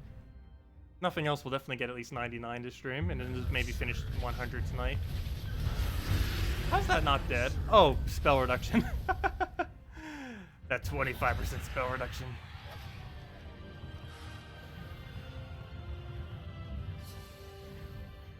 You've been having fun with Sunbird, Mountain Crusher, Forest Guardian, and Gimlet? Yeah, that would work out pretty well. The reason I'm not using something like that is because this late in the game, 1 cast Sunbird is enough to kill. And if it's not, the other damage source can easily kill it. Either some kind of AoE weapon or a split damage weapon or whatever else you put there. But, yeah. Basically, just 1 Sunbird is enough, so there's no point in me actually putting anything else onto the team, for the most part. But I guess that would make it really easy to double Sunbird, if nothing else. Just normally we don't even need double.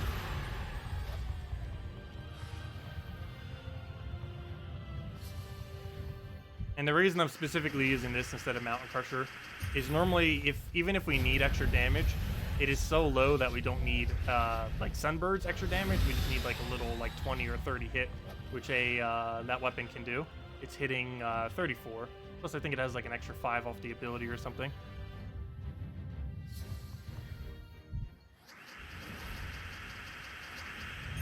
But yeah, there's several versions of double cast that you can run as well, if you do need double cast. It really just depends how you feel like running it. But almost all of them are built around Sunbird, Rowan, or similar related things. All of the 12 damage, or all of the 12 mana cost split damage based on stats tend to be the best, which is mainly the Sunbird and Rowan.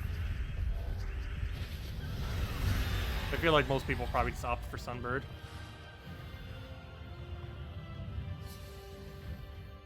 The problem with the Rowan is you can't use it in the first slot, otherwise it loses its value too quickly. Whereas Sunbird doesn't really have that issue because it has some armor that it can tank with. How rare is 15 event keys on Cedric? Decently rare. It's one of its best drops. The only drops better than it is 250 gems, technically 20 gem keys depending on how you can value it, and major blue and major purple, and I guess small blue as well. So yeah, it's one of his best drops. As far as exact chance, I don't know, but it is one of his rare drops.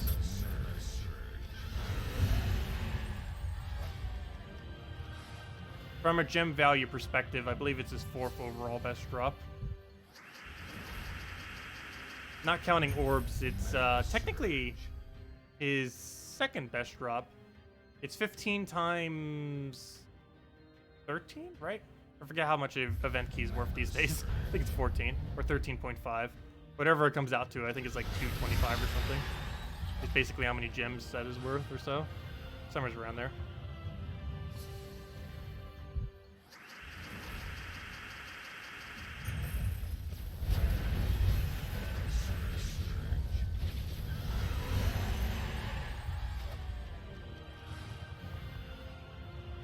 Ah, 2,500 gold from a gnome. That's always annoying. Not his worst drop, though. There's plenty of stuff that he has that's worse than that, but still awful to see, given all the other potential that he could give. Yeah, this is why I don't run my Mountain Crusher, because normally that's enough to finish. No need to go and get all that mana when we can just cast that. Unless they like double revive or something weird, we're normally going to have enough damage, at least this late in the game anyways. How much damage our Sunbird does.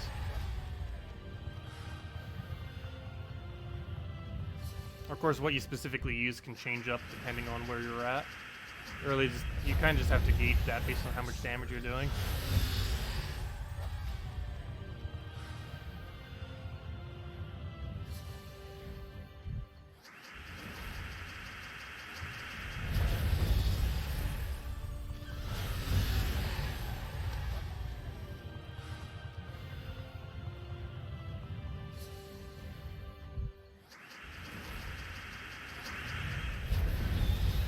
Okay, let's grab that, get a free turn right there, get a Sunbird, and dead.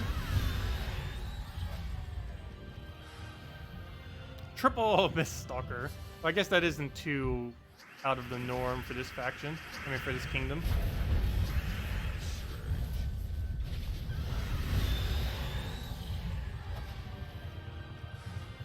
Also, where'd all the gnomes go all of a sudden? I do want to try getting 5 vault keys before the end of the stream if we can. But we need 2 more in order to do that.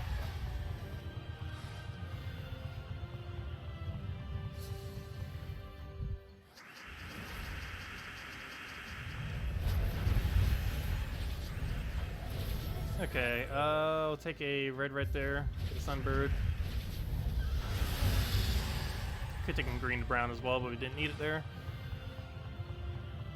Every time you get ready to say gnomes are hiding, one pops up. I wish that would happen to me. Gnomes are hiding and we're not finding any. Does that mean we get a gnome now? I hope so. Because we're not getting any currently. And no gnome. Nope, still no gnome. But it does seem to go through dry streaks occasionally. I know it's just because we're trying to pay attention. We're overly paying attention to if there will or will not be one. But it does feel like you go like dry streaks for like 10, 15, almost 20 minutes sometimes. And then you just get like several back to back to back.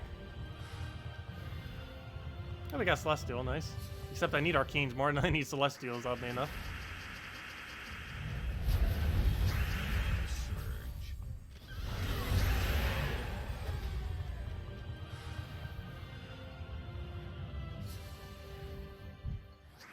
Double Skeleton.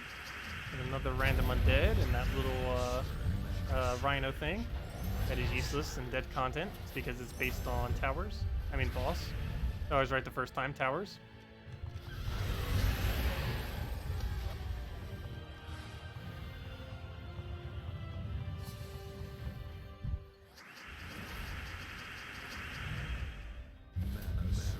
They hide in Namlaska.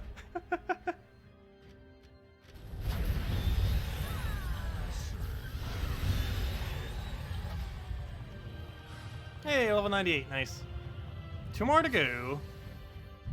Yeah, I might be able to fit that in this stream.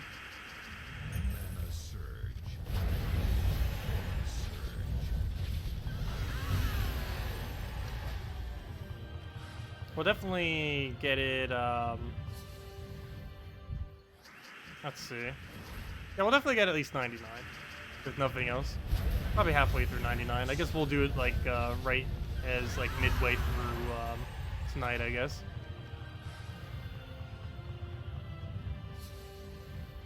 And then we need to find another hero class. Oh, there's the gnome. Nice.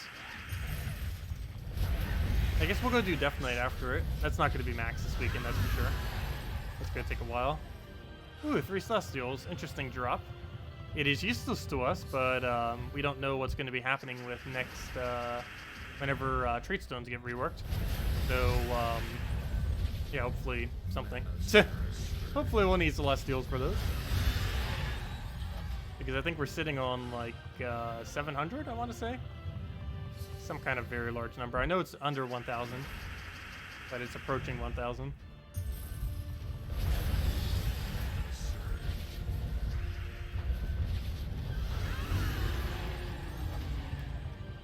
Yeah, another Arcane. Oh yeah, that reminds me. I haven't been keeping track of Arcanes.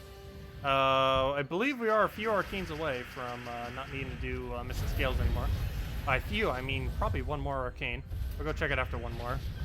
And if it's 300 plus, we'll stop doing missing scales and head over to, I guess, Urskea for a change in environment. Not going to be much of a difference, but still. Need to trade stone over there. That's technically our lowest right now. At least until we get 2 copies of it. The brown-red, that is. But we'll get one more red-blue and then check to see what our current progress is. And then since we're already in the menu, we'll probably just switch over to Urskea regardless at that point. Yeah, if anyone else knows any other questions, just let me know. Or anything you want me to go over. Otherwise, the gnome grind continues.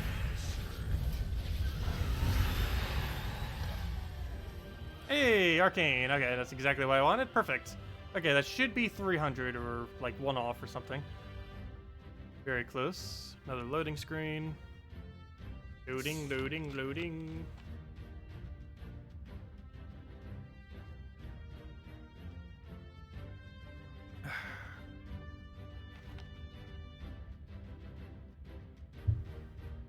More loading, loading, loading. Loading screen simulator. It's not even showing like a loading bar or anything either. It is loading, however. As long as it doesn't take over a minute. So far it's only been like, what, 15 seconds? Restart? No, I think it's quicker just to wait it out. If it takes another 15 seconds, I'll probably restart it. But it should be good to go in like 5 seconds. What would you say are the 5 most useless hero classes? Ooh, that's a hard choice. So many good ones to pick. Knight, Warden. That's a hard one. We need to go actually look at the screen to know for sure. You should restart the game every 40 minutes or so, yeah. The problem is when you win very quickly, it starts slowing down the game. Yeah, we'll go restart. We haven't restarted the whole 2 hours we've been streaming. And whenever we do gnomes and win that quickly, it does start to really lag the game. The more battles you do, the more it lags due to a weird server lag delay thingy. It's always been an issue with this game. It's been worse at certain points within the game. Right now, it's not as bad as it used to be, but it still happens, of course. But yeah, we'll just restart the game. Yep, it said it's already running. No, it is not. It is not already running. Yeah, let me go launch it through Steam then. Let's see. Hey, if they ever released on Nintendo Switch and it's cross-platform, I won't have to deal with that anymore. Also, if they ever release on Nintendo Switch and it's cross-platform, I'm actually probably going to start streaming it on Nintendo Switch. There'd be two benefits to that. One is we could instantly switch to any Nintendo Switch game without having to worry about switching format. But the other biggest benefit of it is I would have my whole laptop to use for interface stuff. So I could have chat very big and stuff like that. So I could actually see chat a lot easier than I can now. Because right now I have everything just running on my laptop on one screen. I have the game over here, I have chat over there, I have notifications over here, I have the game preview thingy over here, or the stream preview thingy, and all my spoiler tabs and everything over there as well, and it's just completely cluttered. But if I have like a whole TV screen running everything else, it makes it a lot neater. But anyways, let's go, and I could also just do that with another monitor, but it would work a lot easier that way. Anyways, what was I about to go say or do? I was about to go do something. Oh yeah, 5 worst hero classes and switch to Urskea is what we're gonna do. But yes, 5 worst hero classes. What are they? The 5 worst hero classes in the game are Knight, Oracle, Shaman, Sunspear, and Warden are the top 5 worst. I'm pretty sure I just said 5. Okay, those are the top 5 worst. Okay, next order business. That's not what I want. Oh, yes, it is. First things first. How many missile scales do we have? Red, blues. Ah, we're too short. Oh, well. Close enough. No, that's going to bother me if we don't go all the way. Let me get 2 more. Then we'll go do Urskea. We came this close. We might as well go all the way.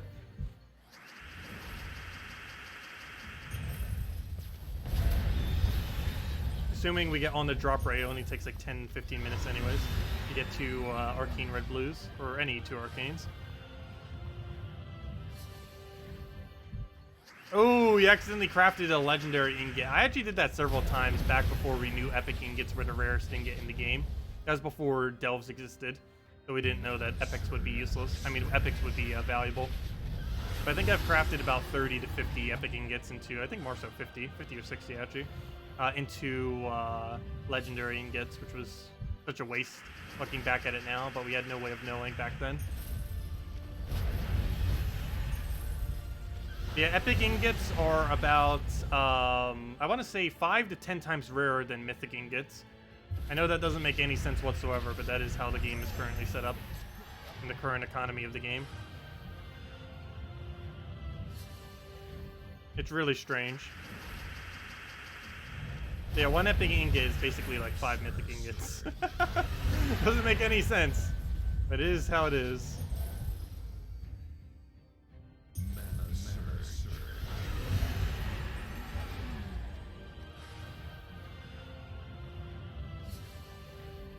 But yeah, we'll have every mythic weapon maxed before we have every legendary weapon maxed and before we have epic weapon maxed. And we'll have every weapon maxed in the game before we're even halfway done with every epic.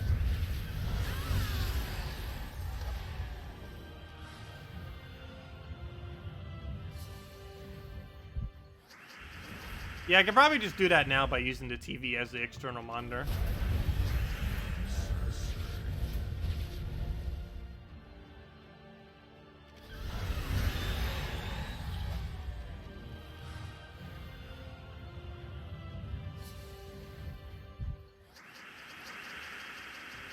I believe it has a port for that too. I don't think I need an adapter.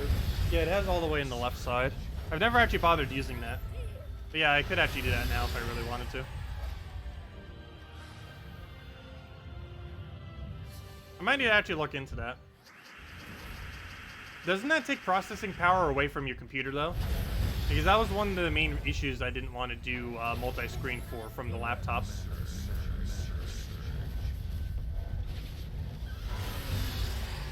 Because it would have to process for both the screens, wouldn't it?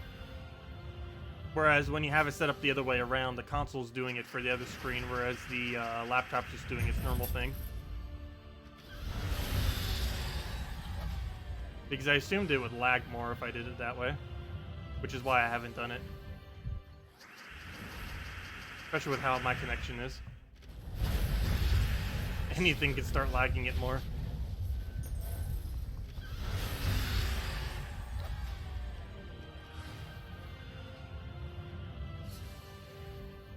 Hello, Exos, welcome.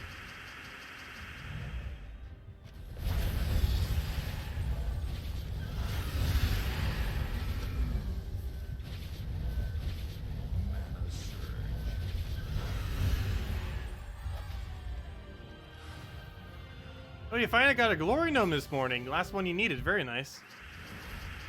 Yeah, someone else mentioned that they got it too. Finally got their glory gnome today. Why does he keep dropping 1,000 souls? We got him like 2 or 3 times. Each time has been 1,000. Well, I meant that as in, doesn't all the computer thing need to go through the HDMI or HDMI? And I'm pretty sure that would end up requiring more. If you had both the both screens running and doing everything that the PC would normally be running through. I'm not sure how it works. I could try it and see. I assume it would be more intense on the computer, though. I don't see how it wouldn't be. But I could definitely give it a shot at some point and just see what happens with it.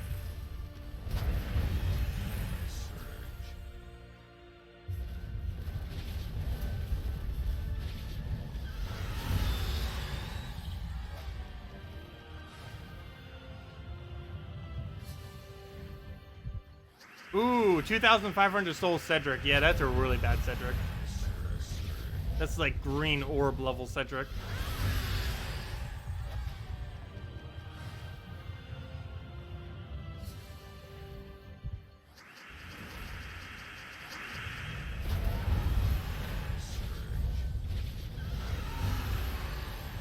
Actually, just for fun, let me go see what happens if I do it with the HDMI table right now. Let's see, where is it currently set up at? Wait, what do I currently have it set up to? Did the Elgato drop again? Yes, it did. Let's see. Oh, wait, never mind. I couldn't move that one right now. Oh, wait, where's my... I don't know where my second cable went. You have 2 cables. I don't know where the second one went all of a sudden. 1 second. I'll go find it real quick. Might as well go test it real quick just to see what happens. Oh.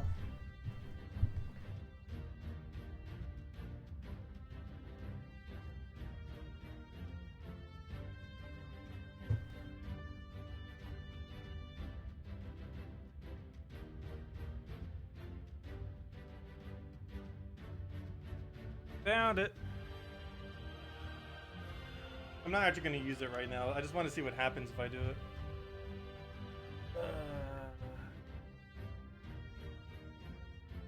There is way too many things plugged in on this side. We have like 7 USB devices, the headphones, and the charger, and now an HDMI cable. So whatever plug in.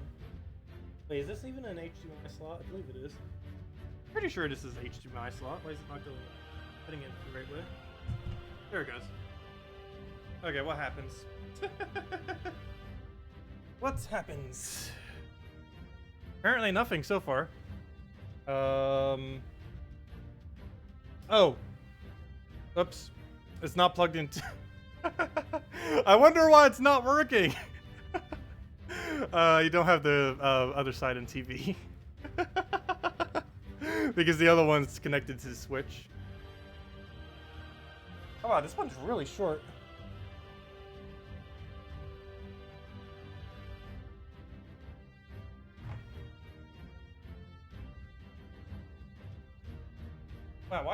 so exceptionally short.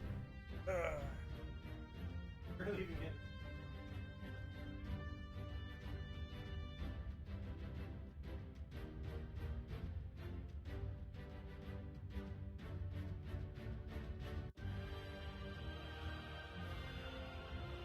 Okay, what does that do? We got a black screen. What happened? Okay, there we go. There we go. Now, how do we get both screens to be different, though? Is what I would need to actually have happen. But yeah, I got it on my TV now.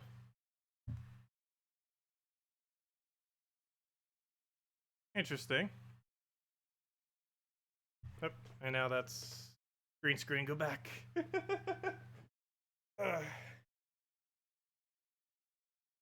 we go. But yeah, I technically do have it up on the TV now. Interesting. But how do you make both screens different is what I was referring to. Like, just putting it up there doesn't really help much. I need that screen to be different than this screen. Display settings and then extend display. Okay, well, I'll mess around with that later. Anyways. Yeah, we'll mess around with that more later. Put that aside. What am I looking for? I'm looking for TV remote. Put that off. Anyways. Where were we? Go do treasure gnome related stuff.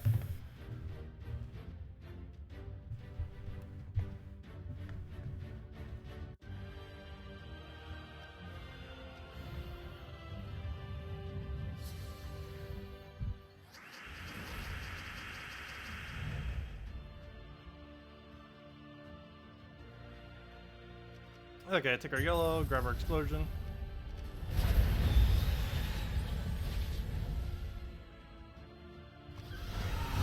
But yeah, I'm not tech savvy at all, whatsoever.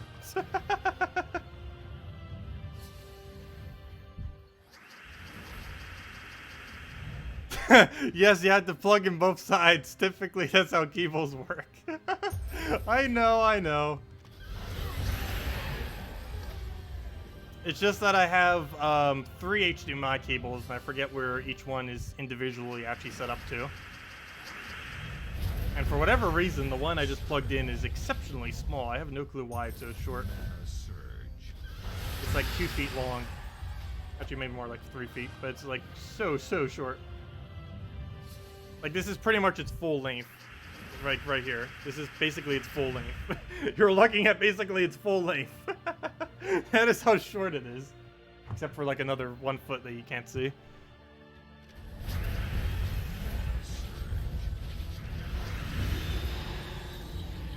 Tech hour with Tacet.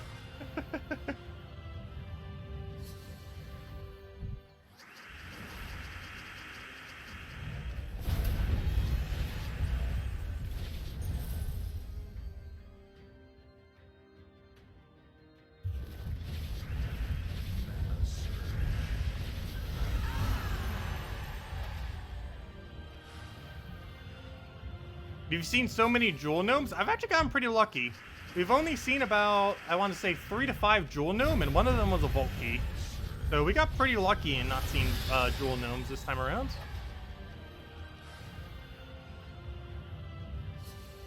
Though if they want to drop me vault keys, then I don't mind seeing them.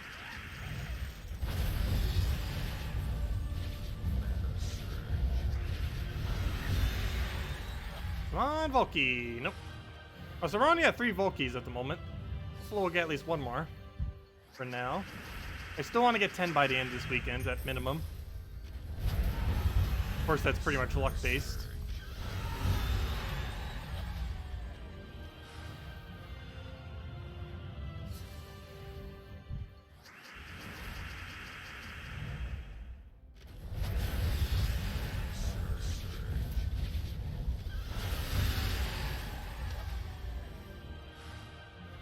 How useless was the Frost Mage event? Very. Yeah, Frost Mage doesn't really have that many options. And having Frost Mage max doesn't really help. Though getting Frost Mage to level 70 is pretty useful. But beyond 70, it doesn't really gain much of a benefit. It's only really used for Guild War Defend on days where you need freeze, which is basically just green and mainly green. Green's probably the most useful one to have freeze on. But any of them that tends to loop a bit more, like purple tends to be one of those days as well, and really just any of them tends to be okay if you can fit into your team and it still works. But that's about the only thing you really use Frost Mage for. It's definitely above average. Basically anything with half mana star is above average as far as hero classes are concerned. But just barely. There's a few categories of hero classes. It's basically Titan in its own tier above everything, then Thief, then everything with half mana start, and then everything without half mana start is equally useless pretty much, with a few exceptions.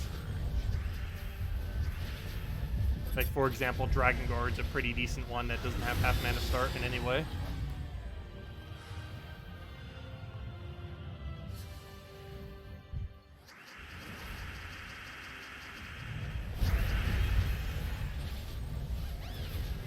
Oh, those bunnies are slightly annoying. Actually, then again, it's only denying blue. If it was denying something like purple, like a Mercy or something, it'd be way more annoying. Also, 1 HP. What are you doing with 1 HP?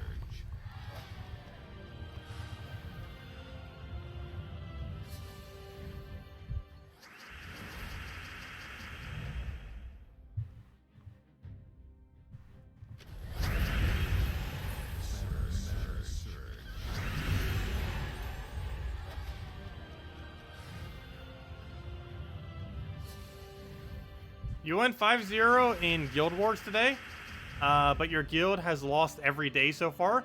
You just moved up into a better guild too. Let's see. Sorry, I didn't read that fully. Like, I read it, but I didn't. Wait, what? Let's see. Your guild has lost every day so far. You just moved into a better guild too. Oh, I see. Oh, that's quite unfortunate. Well, at least you're doing good, at least, if nothing else. It's good practice for maybe when you find another guild again. But nice, going 5-0 in a better guild. I have not done the same this week. Actually, 5-0, we only did 5-0 yesterday. Both the other days were 4-1s, unfortunately. Ended up getting a loss on both the first two.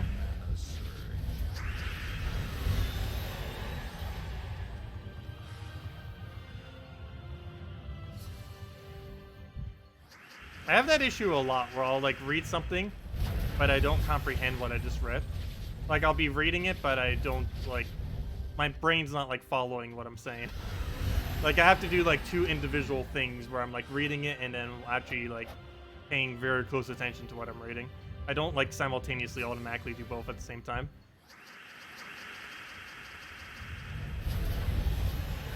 Which makes reading for long durations really hard for me as well. Just because it doesn't take long at all before I start desyncing me actually reading it from understanding what I'm reading.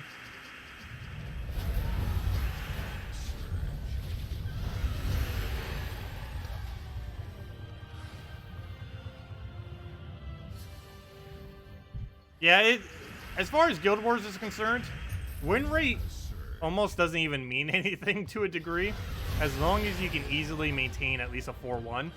Just simply because there are those times where you're just going to get absurd bad luck, where you are going to dip down a little bit, either into getting one loss or very occasionally into two losses. But as long as you can consistently get like 5-0s here and there, and still score decent overall, and still get weeks where you do like 54,000 plus and stuff, or you know, like actually win like 5-0 down the line or almost down the line, it's still fine. But yeah, there are those days where you just get completely trolled by some kind of mechanic or some kind of bad move or some kind of something. Going completely wrong. It just happens sometimes.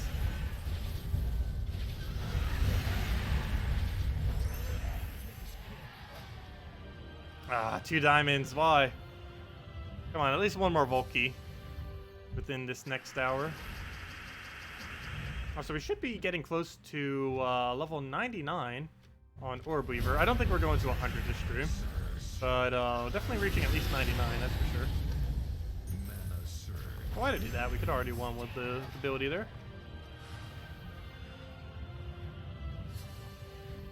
Oh wait, is it one attack? I'm pretty sure it's one armor. I'm almost guaranteed next level is one armor. But we'll have it by the end of this weekend for sure. The level 1,400.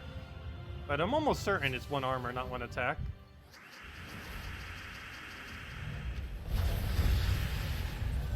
That'd be nice if it was one attack. That's quite a buff. Might not seem like much, but it adds up.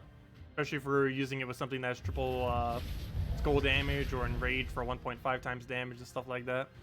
But even just in general, one attack over the course of multiple skulls is still a few damage extra.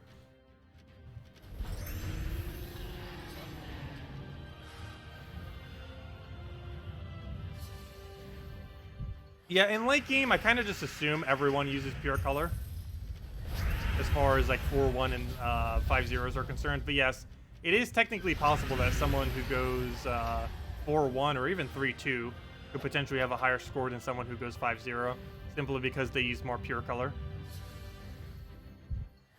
But most people in late game just run pure color for literally everything for Guild Wars, because there's no point in not doing that.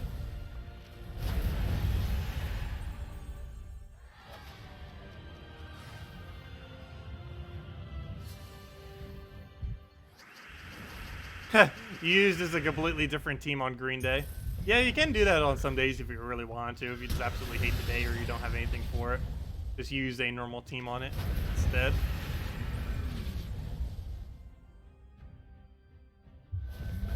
Use a lot of points, but if it guarantees you the wins, even though it could potentially still get you more points overall. Going 5-0 with 2 colors, I believe, is more points than 3-2 with pure. I'm not fully certain on that, but I'm pretty sure that is correct. Though overall, it's better just use 4 or 3 pure color the entire time.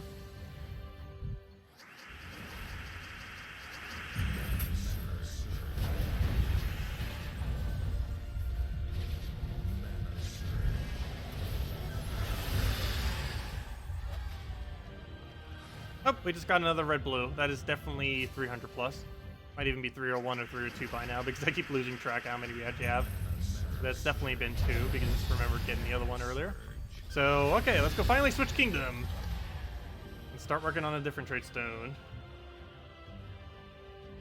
And we'll do it in Garrosh Knock. Before we do, I'll go check trade stone just to see how many we have. It's probably 301. And while we're there, we can just instantly go to brown-red as well, since the screen is right there and we can just click on it. That was a pretty small change that they made, but it's a pretty nice change. The fact that you click on anything, it gives you info and it even brings you right to the location. It's a pretty nice feature, especially for new players that might not have any clue where they actually go. Oh, 302, nice. But let's go down to brown-red, which is our lowest trade stone currently. Go to Garrosh Knock, and there we go. Brings us right into it. Oh, why did I say Garrosh? No! I didn't want Garrosh Knock. I wanted Riskeya. Why did I click Garrosh Knock?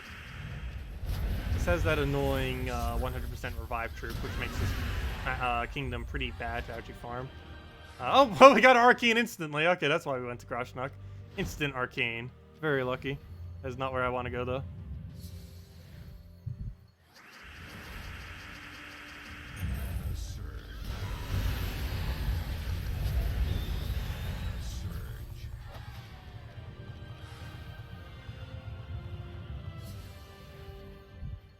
Hey, we already got a gnome. I haven't been getting too many soul gnomes, and every drop so far has been 1,000 souls. Let's see, a Vault Key or 5,000 souls? Come on. Ideally the Vault Key, because I don't need souls. Nope, mid-range souls. Still better than 1,000, I guess.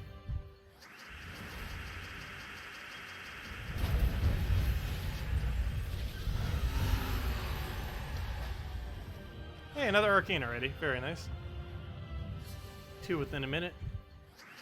From 2 different factions. I mean, kingdoms. I keep calling them in. I keep switching to 2 now. Same difference, kind of.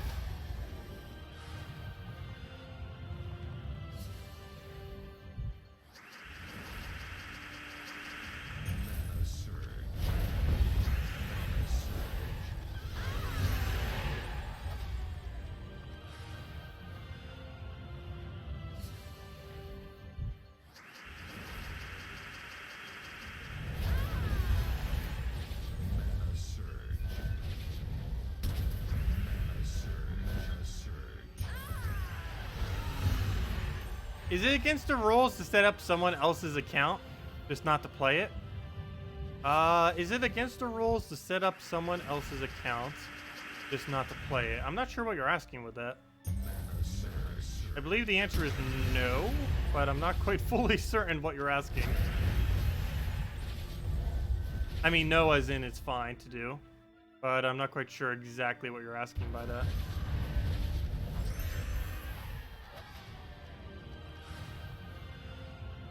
Do you mean like playing someone else's account, getting it to a certain point, and then giving it to them? As long as there's no exchange of money, I believe it's fine.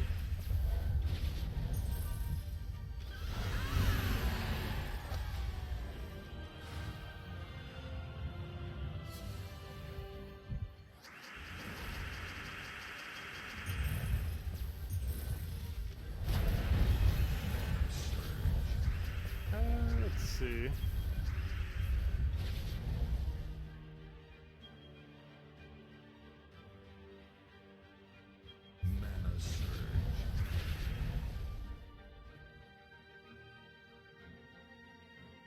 Oh, you mean like getting their thing so you could play it on, so you could play their account? Like account sharing a certain account? I believe that's allowed.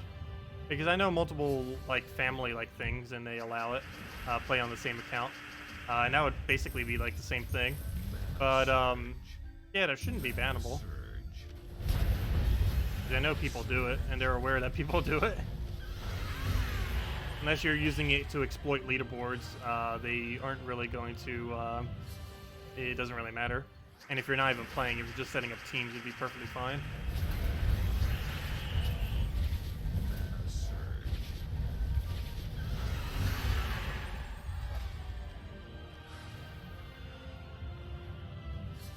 How much would someone pay for my account? I don't know. If someone really had a lot of money, it'd probably be worth, probably almost like 5,000 or something. I would never actually sell it though.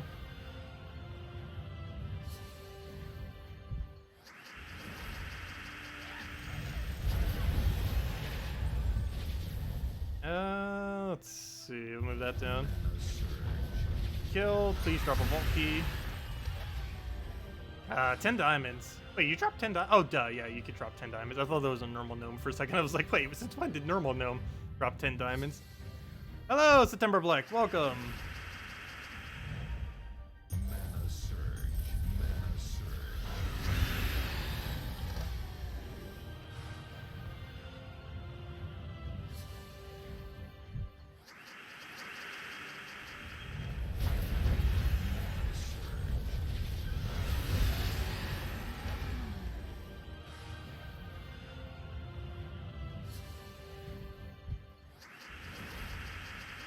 Yeah, it was a little bit annoying. On Old School RuneScape, my main account actually did get hacked on it. It was one of the reasons I ended up stopped playing. There was multiple reasons, though. But that was kind of like the final straw of, okay, like, I'm done now. I still have my other account. But the account that got hacked was probably worth at least 1,000. Most likely. Somewhere around that ballpark. It was almost a max main in Old School RuneScape. With at least $200 worth if they were to sell all the resources on it. Not even counting the value of the account itself.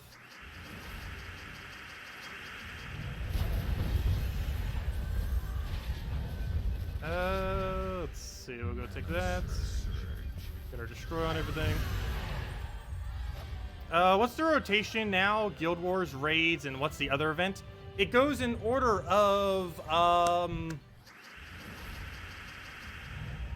next week's evasions, right? Or is it raids? If I know what next week is, I can tell you what the answer to that is. I actually completely forget what next week is. Whatever next week is, I can determine it based on that. But I forget what next week is. Let me see. I believe it's raids. Invasions. No, it's invasions. Let me go double check. Pretty sure it's invasions, actually. But if I know what that is, I can tell you what the order is.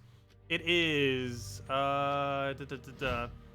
It goes Guild Wars, then Invasions, then Tower of Doom, then Raids. Oh, duh, it even tells you right there. Never mind. Yeah, that's pretty obvious now. But, yeah, Guild Wars, Invasions, Tower of Doom, Raids is the order. And it just keeps shifting through those for over and over again. And it'll be like that probably forever. unless they do some kind of drastic change to really revamp it, but I highly doubt it. What am I doing? Go back to Riskea.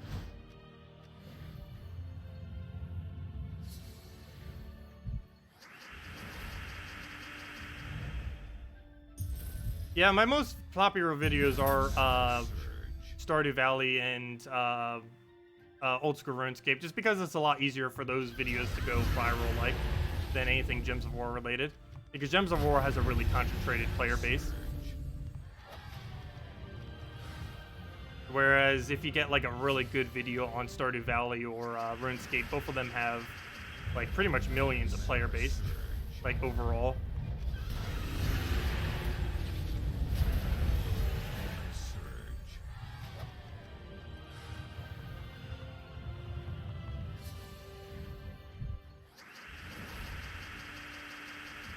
Okay, we'll move that. Take our explosion. Gems of War player base isn't small though. It's just it hasn't been established for as long. But then again, Stardew Valley.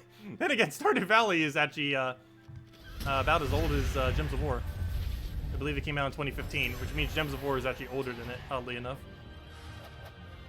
But Stardew Valley did get way more popularized than Gems of War for sure.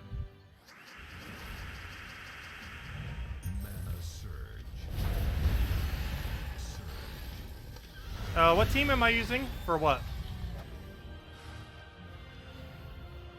For what specifically?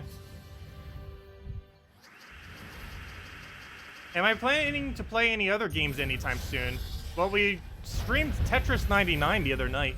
As far as games that I'm going to be streaming like as much as I do Gems of War, I don't know if there's going to be any game that I'm ever going to do that much.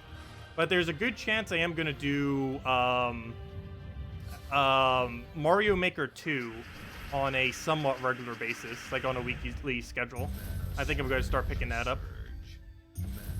It's a pretty nice streaming game. It has an infinite amount of content in it, has its own level creator, and it's a nice change of pace with a nice either casual or hardcore platformer, depending on how you want to play it. It has everything from extremely casual to the most hardcore platforming ever. It has basically the full range of difficulty that you could possibly want, with an infinite amount of courses. That's not coming out for till June though. I think it was June 29th. But as far as the next big game I'll probably do on this channel, it'll most likely be that. I've been wanting to play Mario Maker 1, but the problem is you need a Wii U, and Wii U is obsolete these days. Hello, Ford. Thank you. Glad you appreciate them. Oh, we just got a Glory Gnome. Very nice. Hopefully we get something good off it. Come on, 1000 Glory. Or at least a Volkey. Actually, I don't know. Which one's better, Volkey or 1000 Glory? I don't even know these days. Ah, no. We got the worst drop. Still good, though.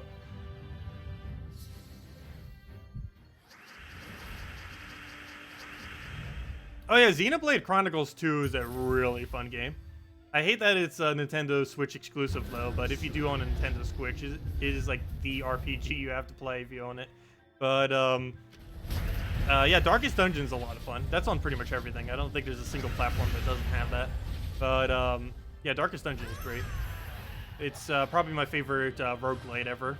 It's also somewhat similar to Gems of War already, at least in the aspect that you have 4 troops and you have to synergize them together. So in that aspect, it's the same. Though, of course, gameplay is quite a bit different.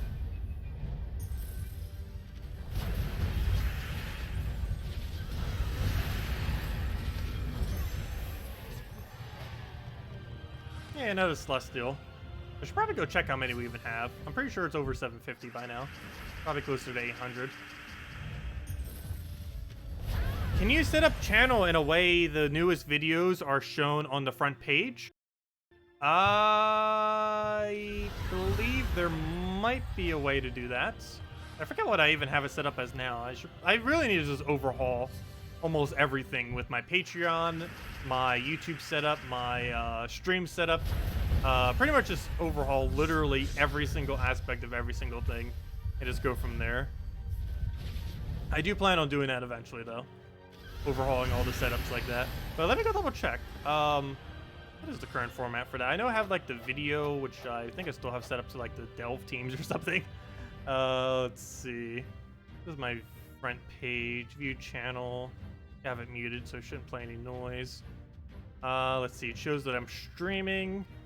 It shows that my most popular videos, which is currently the RuneScape one, followed by Stardew Valley, followed by the worst Stardew Valley ever made, but because I made such a clickbaity thumbnail, it has like 100,000 views somehow. That was such free money. I really need to do clickbait thumbnails.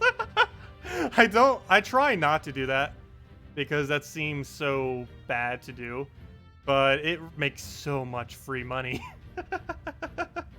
You could have like the worst video ever, but have the most clickbaity thumbnail and title and tags, and you just basically make free money. I hate YouTube for that reason. I never do that with anything Gems of War related. I try not to. But if you do that with like any popular game, you'll just basically print money for free. It's kind of insane. But yeah, and then I just have playlists, which I should probably remove from the front page because it puts like random ones there. I don't even get to choose which ones show up, I don't believe. But yeah, I could probably replace that out with it. I'll look into that later though. Anyways.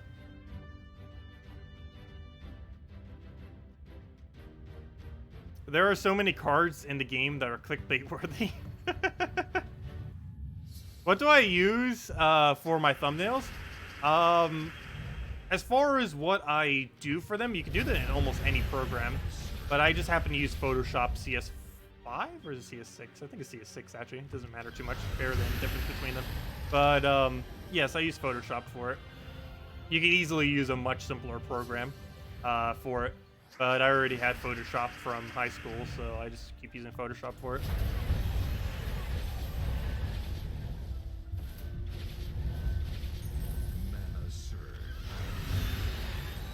I ended up taking a digital communications class in senior year of high school. Honestly, I almost learned more in those 2 years of high school than I did in all of college. I did only go for a associate's degree, a general one in college, though, mainly just to get credits out the way, in case I ever want to go for a further a degree. Mainly just get really cheap credits from a community college, and that's about it. And even that wasn't even cheap, but cheaper than any other option that's really available in America currently.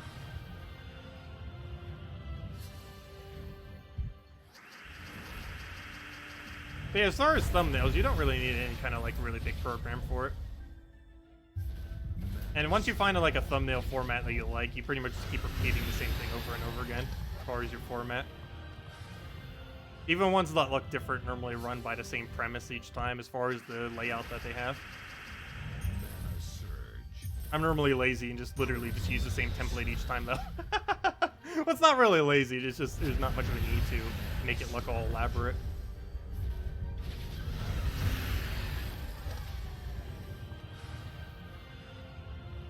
But definitely don't use like the default thing that YouTube does. You should always make custom thumbnails to some degree, even if it is just a really, really basic one that you keep repeating over and over again.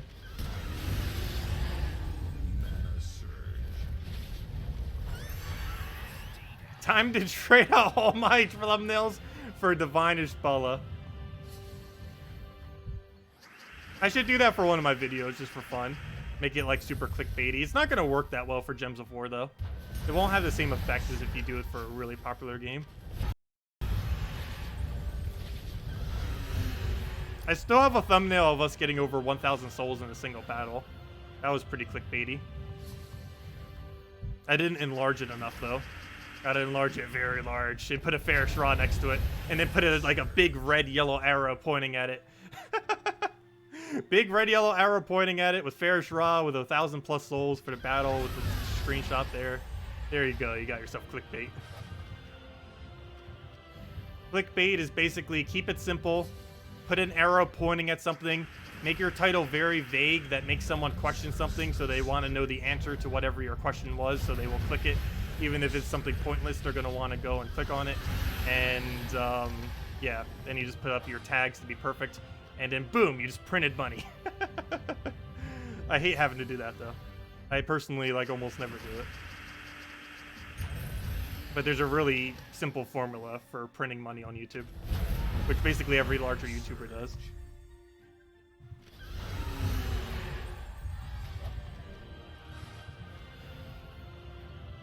Let's see. Who gave a thumbs down? I don't know. We normally get at least 1 or 2 thumbs down. I don't really mind. I do like thumbs down occasionally because it's a good way to gauge on if it was good or not. Though people can also comment. But I don't know, just a thumbs down with no comments attached to it are somewhat annoying because then I don't know. Like if something gets downvoted a lot, it's like, okay, I need to change something. But if there's like no feedback, it's like, okay, what do I need to change? Why the downvotes? I don't mind though.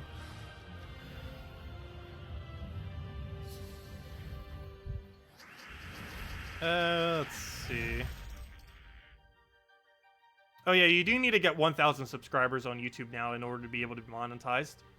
By the time I started, I pretty much already had that automatically because I had a few like random videos from ages ago uploaded. Also, I don't think that was even in place when I first started on YouTube.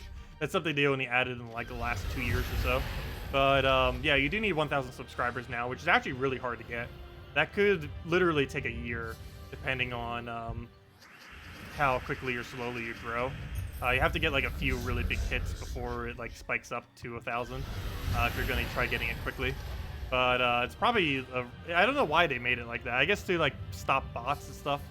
But it is actually a pretty hard milestone. You need like some X amount of hours viewed, which is the easy part. But getting 1,000 subscribers could be really hard. The first 1,000.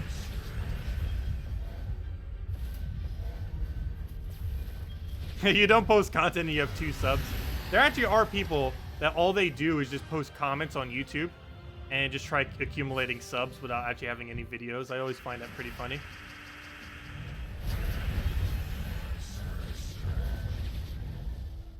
Does the money thing work if the video doesn't deliver and gets thumbed down into oblivion? Being thumbed down into oblivion does not affect the video whatsoever.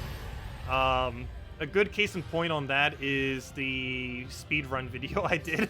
It was just us messing around one day where I was like speed running a game and all I did was like make a clickbait thumbnail and it actually got like 100,000 views somehow. I have no clue how. It's one of the first videos I ever did. And we were just messing around on stream one day. And it somehow got that much. I think that video overall made like a little over $100. Yet it's like one of the worst videos I've ever did. But just because it had clickbait and good thumbnail and everything, it just did money somehow. Weird. But no, that video is like 50% dislikes, and it's like my 3rd or 4th best performing video somehow.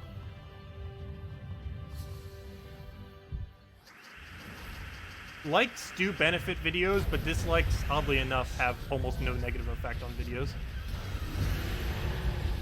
Honestly, a dislike is probably better than someone not leaving a like nor a dislike. As weird as that may seem, because it shows engagement on the video. Same as comments and stuff like that. It's actually one of the reasons why streaming on YouTube is also pretty broken, and why streaming content tends to get like prioritized over top of other content sometimes.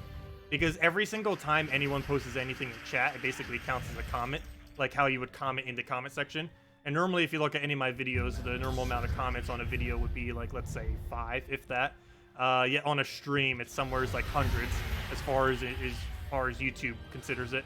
Because every single time anyone says anything in chat, it considers it like a comment as if you would have it underneath the video. Their streams get like hundreds more comments than any other video, is because there's people constantly chatting. Yes, there's no bad publicity, pretty much. That's the premise that YouTube runs on. Pretty much. What does an upvote actually do? We don't know. It's some kind of internal algorithm with YouTube. But it just shows more engagement on the video. As far as what it specifically does, it goes into some kind of algorithm. We don't really know. We do know that they're beneficial, though.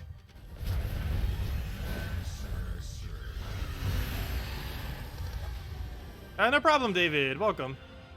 Cool, then. Here's the comment. Thank you, Ray.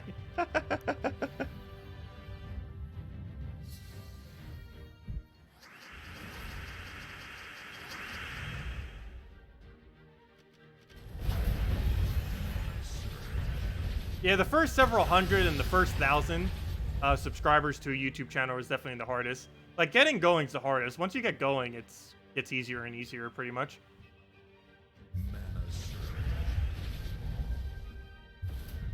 But that initial start is just ridiculously hard. And most people probably quit before they ever get past that point.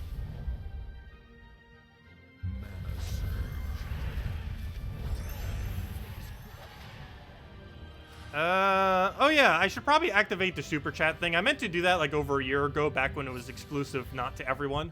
But it was so hard to get in that I didn't end up getting into it. Just because they denied me. Because we weren't big enough back then. But it's like so easy to set up, and I still haven't bothered yet. I really need to. I'm almost probably gonna not shut down my Patreon, but focus it more onto the YouTube side and just use all the YouTube integration stuff. I just wanted to make sure I got all my taxes done for this year before I do that, just to make sure that all of that is situated before I have income in a billion different locations. I just wanted to make sure that all the sorry, stream went down. But yeah, the main reason I haven't activated super chat and everything yet is I just wanted to make sure everything for my taxes have been done this year, just so I don't have income in a billion different locations. It's just easier that way. But yeah, once all my taxes are done and all that's situated and all that, yeah, I'll probably activate super chat and everything, and start having like that monthly subscription thingy and all that. There won't really be too much benefit to it other than like a couple emoticons and some other stuff, and a little icon next to your name and all that good stuff. I believe it makes it so ads don't play as well. I'm not fully certain. I know Twitch's version of that does that. I'm not sure if YouTube's does. I'm not actually certain. But yeah, we'll set up that in super chats probably in the next month or so. I just need to make sure all my taxes are completed before I bother doing that. Just for organization's sake. Just to not complicate next year's tax year.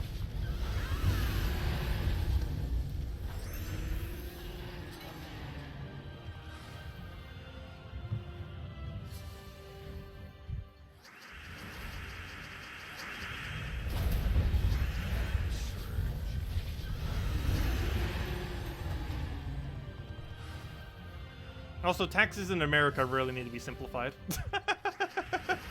It is way too complicated.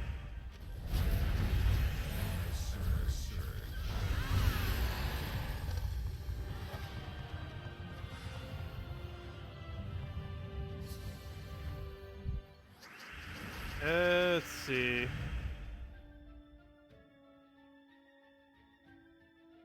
Yeah, super chats can make quite a bit of money on YouTube. It's basically like a donation system, except it prioritizes the message a bit more than other notifications would.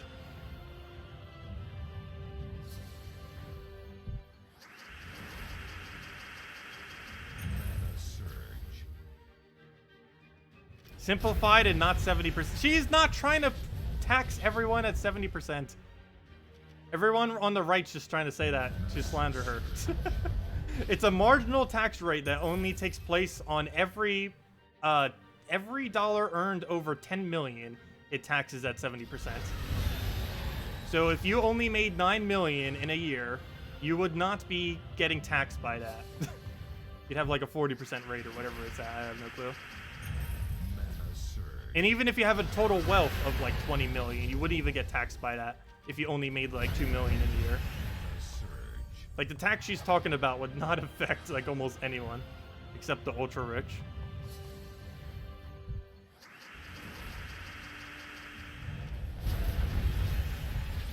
Any plans to play Kingdom Hearts 3? Unfortunately, I will not be playing Kingdom Hearts 3. I haven't actually even looked up any footage for it. I've actually personally never been into the Kingdom Hearts series. I might look up some footage of it, but I don't know. It's never been something that interested me as much. Never been as big of a Disney fan, personally. More of a, well, I guess technically Disney is Pixar these days. I was gonna say more of a Pixar and DreamWorks fan, personally.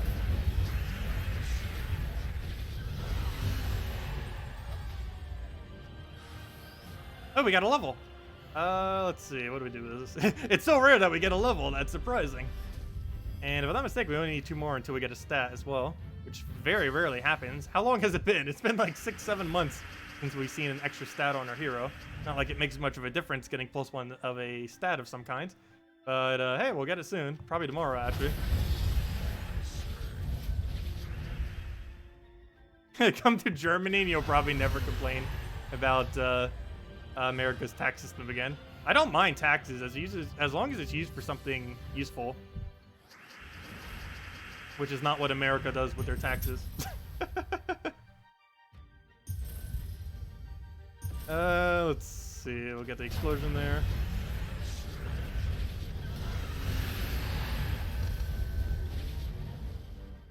Come to the US and you probably won't complain about your healthcare system. I know, right? I know, the US healthcare system is awful. Hopefully it'll be fixed in the next, like, 5 years or less. Hopefully less.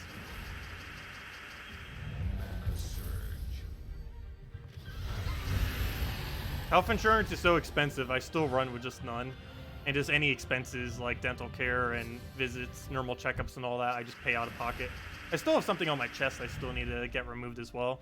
I just haven't bothered. I was hoping I would get insurance before I would get it removed, but I'll probably just have to pay out of pocket, which will be like $1,000 or something for it. But it's still cheaper than paying premiums and everything else with healthcare every single month, which would be like hundreds every month normally. Possibly with co-pays as well, which would defeat the point of even having insurance in the first place. If you still have to pay a co-pay.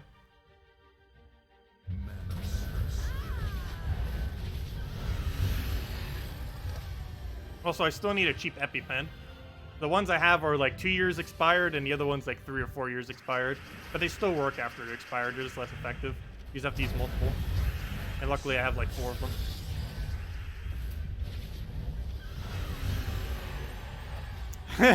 Yes, it basically is 3 nipples because of how it is. It's kind of funny. It's not actually that, but it is something I still need to get removed. It's nothing like lethal or anything. Though I did have like a couple $100s in expenses because it started to get like agitated, like 2 years back, I think it was. But it's nothing like dangerous or anything. It almost looks like a tumor, but it's not actually a tumor.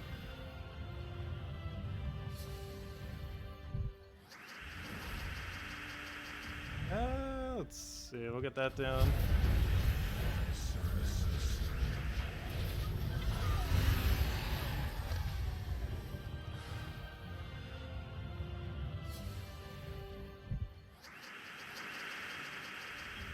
I go move that over, get a sunbird.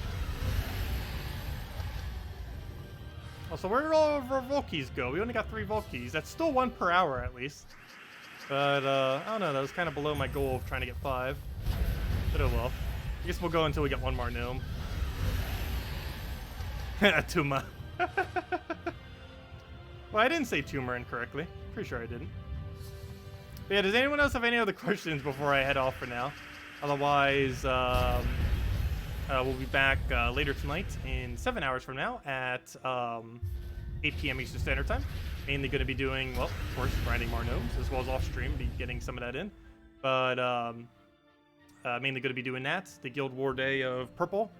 Gotta check my shirt to even know what color it is, because I don't remember it. But do Purple Guild War, which means basically Element Agreement to Infernus spam with Hellcat right up front. And other than that, yeah, I mean, just grind out gnomes like crazy.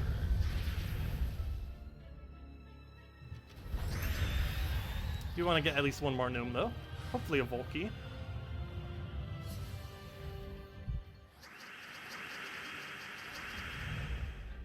Mana surge. Mana surge.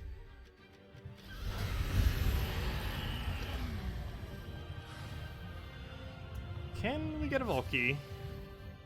Can we get anything? No gnomes for you. Also, what's with all the famines all of a sudden? I'm sure we've seen like 24 famines this stream. We've seen famine more than we've seen any one single gnome. So I think it's the first time we've seen Wolf Carrick, though. I know, I probably am too young to know that movie reference. A lot of references tend to go over my head. It's because there's a lot of like modern content that I don't watch, as well as like really old classics as well. Also, I told a friend the other day that I've never seen The Matrix, and he like went crazy.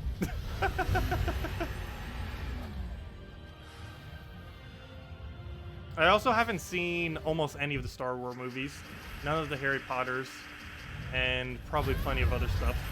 Haven't seen any Game of Thrones. Haven't seen... You can pretty much name any modern thing as well, and I probably haven't seen it. And any of the older stuff I definitely haven't seen, for the most part. Is there any kingdom in which we are more likely to find gnomes? No. There is not a single kingdom where it's more likely.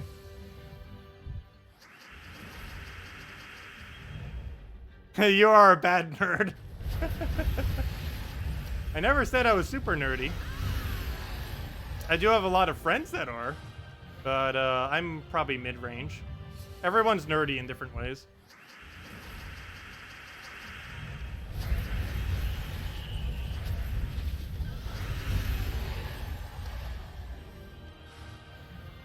Is Megavore worth crafting? Yes. You already got mythics of High King, Iron Gut, Ferrishra, Ubistet, and Furnace, and Anu. Yes, I believe under Red Guild War, I believe it fills those gaps for when you can't use Iron Gut. You could just run a Megavore spam team. It's also pretty good in what was the other thing it's pretty good in? What was I about to say? I guess occasionally in Guild Wars and occasionally in PvP. No, what was the other thing I was going to say? But yeah, you can run it for its instant kill in factions. I mean, in Delves. You can run it for its armor tier in Delves, Tower of Doom, Guild Wars, and PvP. And that's basically all the places you can run it in. Any game mode in which we are likely to find gnomes, explore, challenges, PvP. Explore and challenges would have the highest rate, simply because the only thing that determines if you get a gnome is at the start of each battle, after you've completed the battle. So basically the quickest way to get gnomes is to simply win as quickly as possible. And the quickest win rates in the game are challenges and explore. Normally people do explore because you get some gold each battle, plus you get better trait stone drop rate as we get the lowest rarity possible trait stone, followed by 3 celestials. But yeah, you get better trait stones overall if it stopped trolling us when I'm trying to explain it, and it gives you some extra gold each battle. So normally people just do explore for it. Anyways, that's the last gnome we get for now. Yeah, Megavore for Delves is pretty nice to have as an option, especially if you can't use Iron Gut. Definitely fills a hole. Even if you can use Iron Gut, Megavore is occasionally better, especially when you're up against Delves that have a lot of immune to Devour. You need to make me watch all of the Geek Classics, Clockwork Orange style. I might eventually. I just hate watching them on my own. But if I ever have like friends to watch stuff with, I don't mind like doing it as a group activity. I just personally don't see like binge watching stuff as like a solo activity personally. I don't know, I personally don't care for it as a solo activity. But if I was like doing it with like a group or a friend or something like that and just chilling, Netflix and chill. But you know, if I was just like chilling with someone, I wouldn't mind. But like going out of my way just to like watch, let's say like all of Game of Thrones, that would be really boring to me. But if I was like doing it with a friend, it's like, oh, this will be interesting. Just to like talk to each other and do other stuff while doing that. But yeah. Anyways, hello Iron Malt. Goodbye Iron Malt. But does anyone else have any other questions before we end out for now? Otherwise, we'll be back in 7 hours from now and just be doing basically the same thing we were just doing. Don't forget, if you do want this flash offer, Imp of Love with 400 gems is available. You easily go get Imp of Love off of Glory Gem Guild or VIP chests this month or next month. They'll be in the drop table. So don't feel like you have to buy this pack to get them. You could easily get them from chests. But you'd mainly be buying this pack if you want 400 gems. Imp of Love just happens to come with it. Doctor Who weekend at Tacet's place. A stream of me watching a movie and we get to see your reactions. The problem with that is there's no way I'd be able to upload that to YouTube. And I believe it would even be against Twitch policy if I literally just streamed a movie that is copyrighted. That is like extremely illegal. Especially on YouTube side. I'm pretty sure you could get a little bit more leniency on Twitch. But yeah, that's something that can't happen, unfortunately. Did I give out a redeem code earlier? Yes, we actually gave it out at the beginning of the stream. I'm pretty sure it's dead by now. But here's the code if it's still not dead. I actually gave it out in the first 10 minutes, which made it seem like we didn't give out a code. We gave it out when we got the first vault key. We got the first vault key off like the second gnome, so we got it pretty quick. There's the code if it still works. It's probably dead by now, though. It's been out for like 3 hours now, almost. Let's see. Yep, hope you all have a happy Friday. Hope you all have a happy weekend. And hope you all had a good Valentine's Day. Or Valentine's weekend if you're celebrating on the weekend, because I know some of you are busy during the week. But yeah, no problem for the stream, everyone. Thanks for stopping by. Have a great weekend. I'll see y'all later. Leave a like if you enjoyed the stream. And I'll catch y'all later. Goodbye, everyone. We'll be back at 8 o'clock in 7 hours.